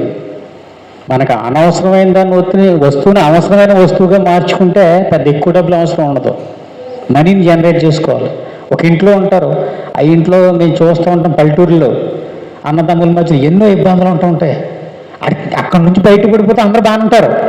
అక్కడి నుంచి వాళ్ళ బంధాలు వదలలేక రోజు గొడవడుకుంటూ ఉంటారు. నేను అంటాను, రే ఆ ఇల్లడికి ఇచ్చేసి పోవచ్చు కదరా అంటే, మా ఏం పోవాలంటారు. ఆ పోద్దా, ఆవిడ ఎప్పుడు పోద్దా ఆవిడ ఇష్టం. ఈలోపు పిల్లలు నలిగిపోతూ ఉంటారు. ఆవిడేంటి, నా పిల్లలు నా కాళ్ళ ముందే ఉండాలంటూ ఉంటుంది. ఇవన్నీ ఎలా ఉంటాయంటే ఐడియల్. ఇక్కడ ఏముండో ఆలోచన సరళి, బయటికి వెళ్తే భయం, అభద్రతాభావం అంటే బయటికి వెళ్తే బతక అంటే పైకి వయసు వచ్చింది, వయసు వచ్చినప్పుడు జ్ఞానం వచ్చేది కదా. నువ్వు అసలు ముందు బయటికి వెళ్తేనే కదా బతకగలవలేదు తెలిసింది. అసలు వెళ్ళకుండానే వెళ్ళడం అనేస్తారు. అలాగే లైఫ్లో అయిపోతూ ఉంటాయి. వాళ్ళకున్న ఆదాయాన్ని ఎలా అవుతుందో తెలియదు, ఎలా పోతుందో తెలియదు. ఎప్పుడు పని చేస్తూనే ఉంటారు మళ్ళీ వాళ్ళు. ఏ రోజు పని మాత్రం జాబులు చేస్తుంటారు, అప్పులతోనే ఉంటుంటారు. కారణం ఏంటి? బంధాలు. ఒక స్టేజ్ వచ్చిన తర్వాత కొన్ని వదలకపోతే ఇబ్బందులు తప్పవు. ఎవరు చెప్పరు, ఎవరి కాళ్ళ నిర్ణయాలు తీసుకోవాలి. ఎందుకంటే ఒక మనిషిని ఇంకో మనిషి ఇడగొడితే నచ్చదు వాళ్ళకి. వాళ్ళంతా వాళ్ళు ఇడిపోతే ఓకే. అది ఎప్పుడు విడిపోతా కలిసి ఉండడం. అంటే పట్టు విడిపో ఉండాలి. హార్ట్ బీట్ ఎలా ఉంటుంది? గుండె ఇలా కొట్టుకుంటాం ఆగిపోయినా ఇబ్బందే, ఇలా మురిసిపోయినా ఇబ్బంది. అలా కొట్టుకుంటుంటే అలాగే జీవితం ఎలా ఉండాలంటే పట్టు విడుపు. అమ్మాయి పట్టించుకుంటే అమ్మ నువ్వు లేకపోతే లేదని చెప్పేసి అయ్యి పెట్టేయడం, వదిలేస్తే మళ్ళీ అమ్మ కనపడుతుంది అనేయడం. ఇలా కాదు. నువ్వు అవసరమైన పలకరించి, నీ ఖాళీ సమయాన్ని గుర్తుపెట్టుకో, పలకరించి పెట్టు, మళ్ళీ పన్ను చూసుకో. ఒక మనిషి ఎన్నైనా చేయొచ్చు. భార్యతో ఉండొచ్చు, తల్లితో ఉండొచ్చు, ఫ్రెండ్స్తో ఉండొచ్చు, ఏది మానక్కర్లేదు. జీవితం లైఫ్ ఉన్నది సెలబ్రేషన్. జీవితం ఉన్నది పండగ చేసుకోవడానికి. అయితే ఎలా పండగ చేసుకోవాలో తెలియదు. Life is celebration. ఈ భూమి మీదకి వచ్చింది ఆనందంగా బతకడానికి వచ్చాం. వచ్చాక ఏడుతూ మొదలెడుతున్నాం మనం. కారణం ఏంటి? వదలడం తెలియదు, పట్టుకోవడం అంత ఈజీ కాదు వదలడం. మనం ఏంటంటే ఎవరైనా ఒక 100 రూపాయలు అప్పించానికి ఈజీగా తీసుకుంటాం. లేదా నీకు ఎంత 100 ఇచ్చాను మళ్ళీ ఇచ్చే అన్నప్పుడు ఎలా ఉంటుంది? అప్పుడు కూడా పట్టుకోవాలి. అప్పుడు బాధ ఏముంటుంది అంటే నీ ఆ పట్టు ఇడుపు అది ఎప్పుడైతే నేర్చుకున్నావో ఏ బంధాన్ని ఒకేసారి తీసుకోక్కర్లే. సమయం వచ్చిందాక అదే తెగిపోతుంది. అంటే మనం ఏంటంటే ఉపయోగం లేకుండా బంధాలను బరువుగా లాగుతుంది. నీకు ఎప్పుడైతే బరువు అనిపించిందో దించేయాలంటే ఏమవుతుంది? ఏమవుతుంది? ఏదన్నా అవుద్దేమని మన ఆలోచన తప్ప. అందుకే మానవ సంబంధాల పట్ల ఒక గురువుగారు మాట చెప్తాడు, ఒక తత్వవేత్త. మానవ సంబంధాలన్నీ ఆర్థిక సంబంధాలే అంటాడు. మానవ సంబంధాలన్నీ ఆర్థిక సంబంధాలు అంటాడు. ఒప్పుకుంటారా మీరు? మానవ సంబంధాలన్నీ ఆర్థిక సంబంధం అవి మన ప్రాక్టికల్గా తెలియాలంటే మీకు తెలిసిపోద్ది ముందు. కేవలం ఆధ్యాత్మిక సంబంధం, ఆత్మ సంబంధమే ఆనందకరమైన సంబంధం. మీరు కడతాలంటే ప్రదేశానికి వెళ్ళండి, ఎవరో వస్తారు, ఎవరమ్మా అంటారు, వీళ్ళు మాటలు మళ్ళీ మీకు కనపడ్డాడు. అంటే ఏంటి ఆత్మ సంబంధం మీకు తెలియని వ్యక్తులు గత జన్మతో కూడా మీకు సంబంధం ఉన్న వ్యక్తులు మీ లైఫ్లో రావడం సిద్ధంగా ఉంటారు గురువులు. ఎప్పుడు మీరు సిద్ధంగా ఉన్నప్పుడు. అంటే మీరు వెళ్ళాలి కదా, ఒక అడుగు వేయాలి కదా, కర్తాల దాకా వెళ్ళాలి కదా. అదేం పెద్ద దూరమా? ఇక్కడ ఎప్పుడైనా నడాలా? ఇక్కడ ట్రైన్లో కూర్చున్నారంటే అక్కడ దింపేస్తాడు. ఈలో భద్రబాదం దారిలో ఏమన్నా జరిగితే నష్టమే ఉంది. మరణం కంటే సుఖం ఇంకేమన్నా ఉందండి అసలు? చనిపోతామేమో అని భయం ఒకటి మళ్ళీ మనకి. చచ్చిపోతా ఈ ఇబ్బందులు అసలు ఉండవు. చనిపోతామంటే అది గిఫ్టే కదా, దానికి బాధపడతాకేముంది? ఇప్పుడు ఈ మనుషులు ఎన్ని ఇబ్బందులు పడుతున్నారు బతకడానికే. మొన్న హైదరాబాద్ వెళ్ళాను, నిజంగా హైదరాబాద్ ఎలాగున్నారో ఆశ్చర్యపోయాను నేను. ఎవడో నిలబట్టలేదు అక్కడ, పరుగే. కనీసం అంతమంది నడుపుతున్నారు కానీ ఇటు అటు అటు ఇటు అటు ఇటు ఇటు తెగ నడిచేస్తున్నారు. ఎక్కడికి వెళ్తున్నారో తెలియట్లేదు. మళ్ళీ ఇంటికి వెళ్ళడం, పడుకోవడం, లేచిపోవడం, పరిగెట్టేయడం. మంచి గాలి లేదు, స్వచ్ఛమైన గాలి లేదు, ఖాళీ లేదు, ఎవరికీ ప్రశాంతత లేదు. ఆడు కనీసం ఎవరు ధ్యానం చేయడు. ధ్యానం చేస్తే జీవితం అంటే ఏంటి అర్థమవుద్ది. అలాగే లైఫ్ అయిపోద్ది. వాళ్ళు కనీసం ధ్యానంలో కళ్ళు మూసి కూర్చుంటే ఏముండదు అక్కడ.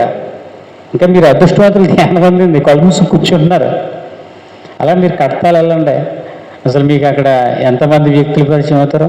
భూమి మీద స్వర్గం అది. ఒక్కసారి మీరు కడతాలు వెళ్ళారంటే ఈయన మీరు వెళ్ళడానికి వీల్లేదన్నా కానీ ఈయన చెప్పకండి వెళ్ళిపోతారు. మీరు వెంకటేశ్వర గారికి చెప్పకండి వెళ్ళిపోతారు. మీరు ఒక్కసారి వెళ్ళటమే ఇక్కడ. ఆ ఆనందాన్ని మీరు అనుభవించేనే. ఇంటికాడ వండుకుంటేనే కానీ గడదు, తింటకుండదు. మళ్ళీ వండుకోవాలంటే తెచ్చుకోవాలి, పడుకోవాలంటే కరెంటు బిల్లు. ఎన్ని ఇబ్బందులు పెడితే ఇంటికి 10 రోజులు అన్నీ సమకూర్చి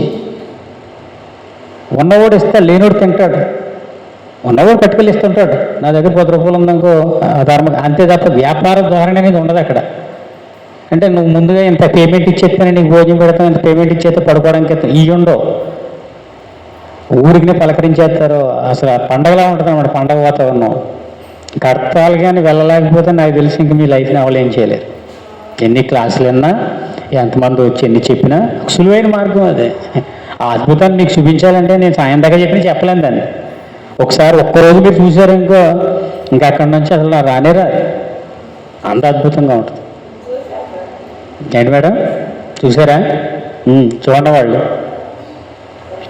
వాళ్ళ మట్టుకి టికెట్లు మీకు ఎప్పుడు అందుబాటులో ఉంటాయి. ట్రైన్ అనుకో 500 తగ్గి, బస్సు అనుకో 1000 రూపాయలు అవుతుంది. బస్సు ఏ రోజుకి ఆ రోజు ఉంటాయి. ట్రైన్ అయితే కొంచెం ముందుగా బుక్ చేసుకోవచ్చు. ఈయన చెప్పినాక ఇలా ఏర్పాటు చేస్తారు. కడతాల మట్టుకు ఖచ్చితంగా వెళ్ళని వాళ్ళు. ఎన్ని రోజులు అవకాశం ఉంటే అన్ని రోజులు ఉండండి. మిమ్మల్ని ఎంతోమంది కలుస్తూ ఉంటారు. ఏ టైం వరకునా? సమయం 1 గంట. ఓకే, నెక్స్ట్ ప్రకృతి వ్యాలీ ఒకటి రండి, బాగుంటుంది అక్కడ ప్రకృతిలోను. బెంగళూరు వెళ్ళిన వాళ్ళు బెంగళూరు వెళ్ళిన బుద్ధ పౌర్ణమి టైంలోను నోట్ చేసుకోండి, డైరీలో రాసుకోండి. ఇక నుంచి మనీ ఎలా వద్దని ఆలోచించద్దు, అది వస్తుంది. అసలు మీరు చక్కగా పెద్దోళ్ళు ఎక్కువ మంది ఉన్నారు కాబట్టి మీకు సమయం ఉంటుంది. ఏంటి మేడం? మీకు పెద్దవాళ్ళు కాబట్టి మీకు చక్కగా సమయం ఉంటుంది. కాబట్టి కడతాల మటుకి ఖచ్చితంగా ఎలా వీలు చేసుకుంటారో, ఎవరిని నచ్చ చెప్పుకుంటారో, ఎవరైతే వద్దన్నారో ధ్యానంలో కూర్చొని ఆమె పంపేయండి. నీకు ఎవరైతే ఇంటికాడ అది కాలేదు అనుకోరా, నేను చూసుకుంటాను ఇంటికని పని, నువ్వు వెళ్ళానండి. ఎందుకు వచ్చిన అతను నేనే చూసుకుంటాను, నువ్వు వెళ్ళి అంటాడు. అలా ఎందుకంటే మీకు ఆ ప్రవచనాలు ఉంటాయి. ఉదయాన్నే పత్రిజీ గారు స్పీచ్ చేస్తారు. సంగీత ధ్యానం 3 గంటలు ఉంటుంది. మీరు ఆ సంగీత ధ్యానంలో కూర్చున్నారంటే, ఇంకా ఆ శక్తికి అలవాటు పడ్డారంటే, మత్తులు ఎన్ని ఉన్నాయి? సిగరెట్లు, మాదక ద్రవ్యాలు, మందుల వల్ల మత్తు వస్తుంది, స్త్రీ వల్ల కూడా మత్తు వస్తుంది, ధనం సంపాదన కూడా మత్తే. ఇవన్నీ మత్తే. ఈ మత్తులు ఏం పని చేయవు ఆ మత్తు ముందు. డబ్బు సంపాదనతో కిక్కి బాగుంటుందా?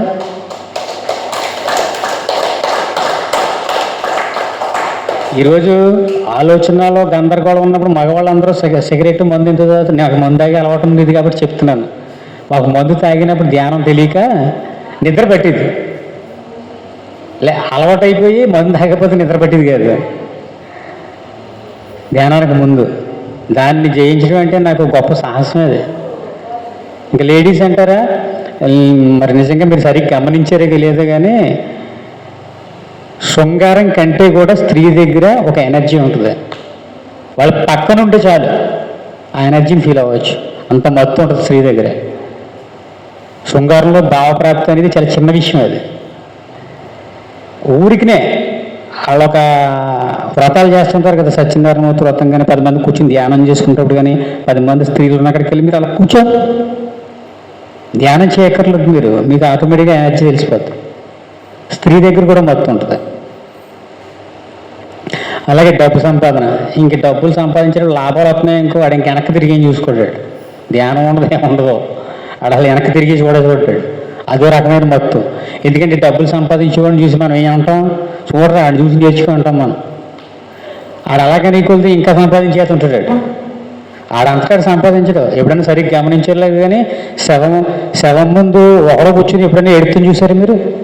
చుట్టూ జనం ఉంటేనే ఎడతారు వీళ్ళు, ఒకడు ఎప్పుడైనా ఎడతాడా?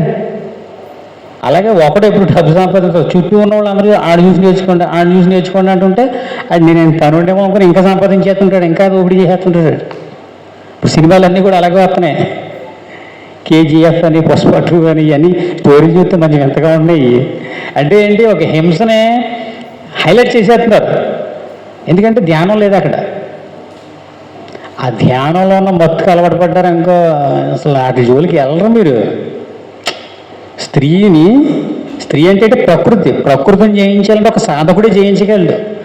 డబ్బులు సంపాదించేవాడు, మందు అయ్యేవాడు, వ్యాపారం చేయడం తెలివైన వాళ్ళు ఎవరు కూడా స్త్రీని జయించలేరు. కేవలం ఒక సాధకుడే స్త్రీని జయించగలుగుతాడు. జయించడం అంటే అలాగా వాళ్ళతో పోటీ పడి కాదు. జయించడం అంటే తను ఉంటే తనతో హ్యాపీగా ఉంటావు, తను లేకపోయినా నువ్వు హ్యాపీగా ఉంటావు. స్త్రీ పక్క లేకపోతే మగవాడి పరిస్థితి ఎలా ఉంటుంది? అసలు ఉండాలి.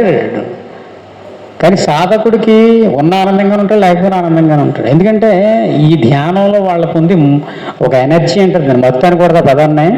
అందులో వచ్చి మీరు ఓషో పుస్తకం ఒకటి ఉంటుంది, చదవండి. ఓషో పుస్తకాలు కూడా చాలా క్లియర్గా చెప్తాడు.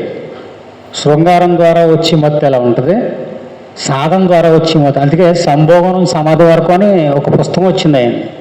అంటే ఏంటి, సంభోగనం నీకు వచ్చి సుఖానికినే ఆధ్యాత్మిక సాధనలో వచ్చిన సుఖానికి డిఫరెన్స్ చెప్తాడు.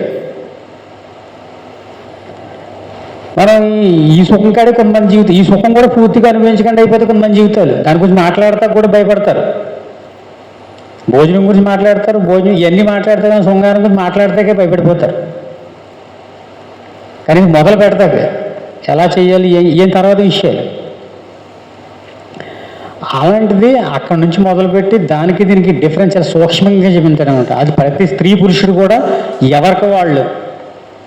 శృంగారం అంటే ఏంటి, అదర్ పర్సన్ ఉంటేనే శృంగారంగా ఆనందం అనేది దొరుకుతుంది.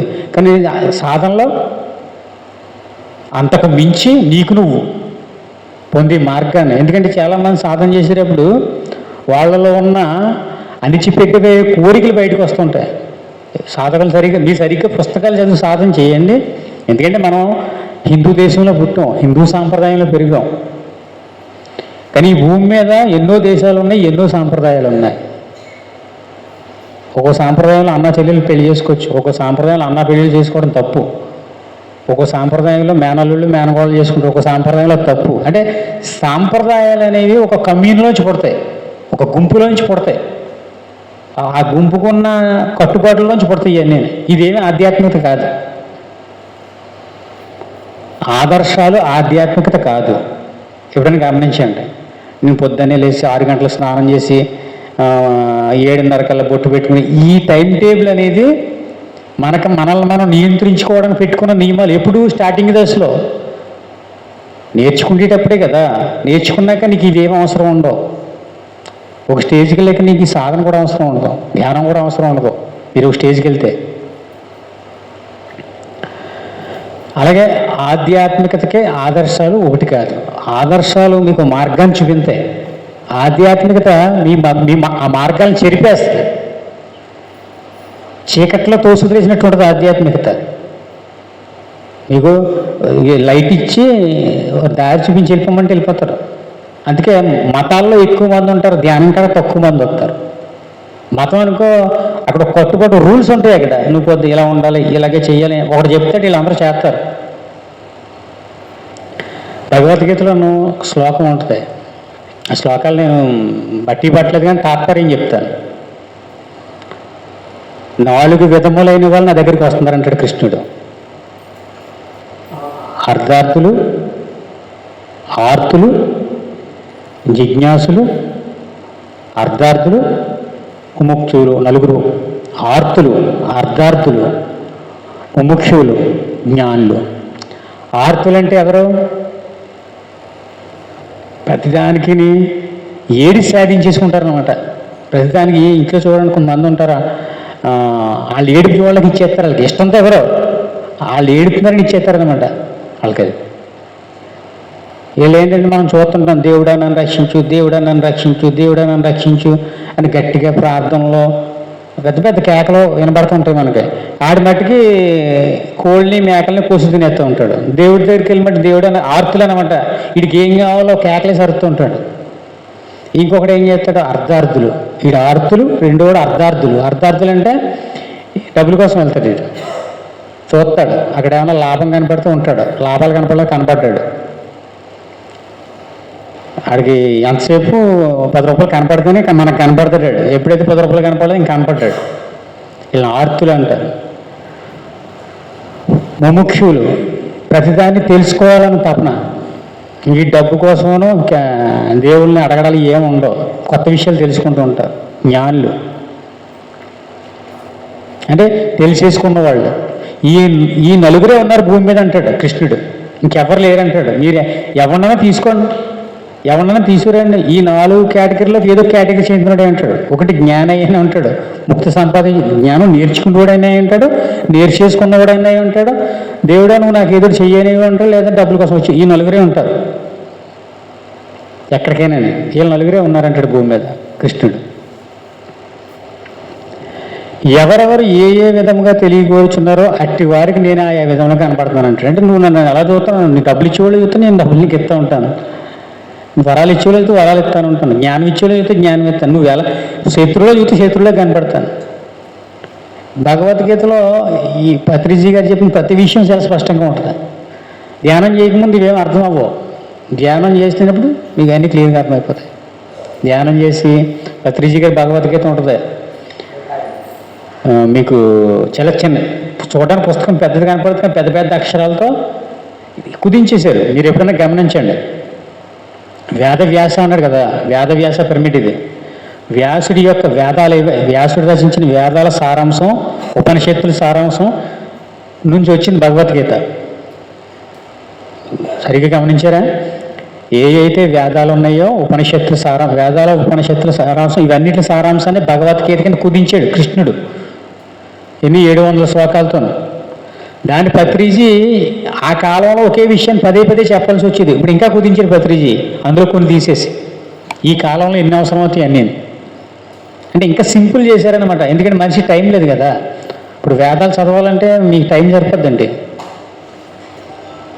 వేదాలు చదవాలన్నా ఉపనిషత్తులు చదవాలన్నా మీకు అసలు అర్థమవ్వ కూడా ఉన్నాయి. పత్రిజీ అందులో ఉన్న సారాంశాన్ని చాలా చిన్న పుస్తకం కింద కుదించేసాడు పత్రిజీ భగవద్గీత. అందులో ముఖ్యమైనవి ఉంటాయి అంతే. అది విన్నారంటే మీరు ఇంక భగవద్గీత చదవక్కర్లేదు. ముఖ్యమైనవి ఉంటాయి. ఒకే విషయాన్ని 10 సార్లు చెప్పొచ్చు, ఆయన ఒకసారి చెప్తాడు. అలాగా మీకు అసలు పత్రిజీ గారు కొన్ని ప్రబోధాలు ఉంటాయి. పత్రిజీ గారి ప్రబోధాలు వింటున్నారా మీరు? పత్రిజీ గారి ప్రబోధాలు పిఎంసి కాదు, ఆడియో ఉంటాయి మీకు. చిన్న అరగంట ప్రబోధాలు అంటే బుద్ధుడి గురించి, జీసస్ గురించి, శంకరాచార్య బ్రహ్మం గారి గురించి, వేమన గురించి, ఇవన్నీ విన్నారా? అవి ధ్యానం పెట్టుకుని వినాలి. మనకి చదివి అంత టైం లేదనుకో, చక్కగా 1కి 10 సార్లు. అసలు నేను ధ్యానానికి వచ్చిన కొత్తలో ఎన్నిసార్లు విన్నా కొత్తగానే ఉండేవి. మీరు అలాంటివి చాలా సింపుల్గా తీసుకోకండి. మనిషికి బతకడానికి సులువైన మార్గం. మీరు ఎక్కడైనా తిరగండి, పిరమిడ్ సొసైటీ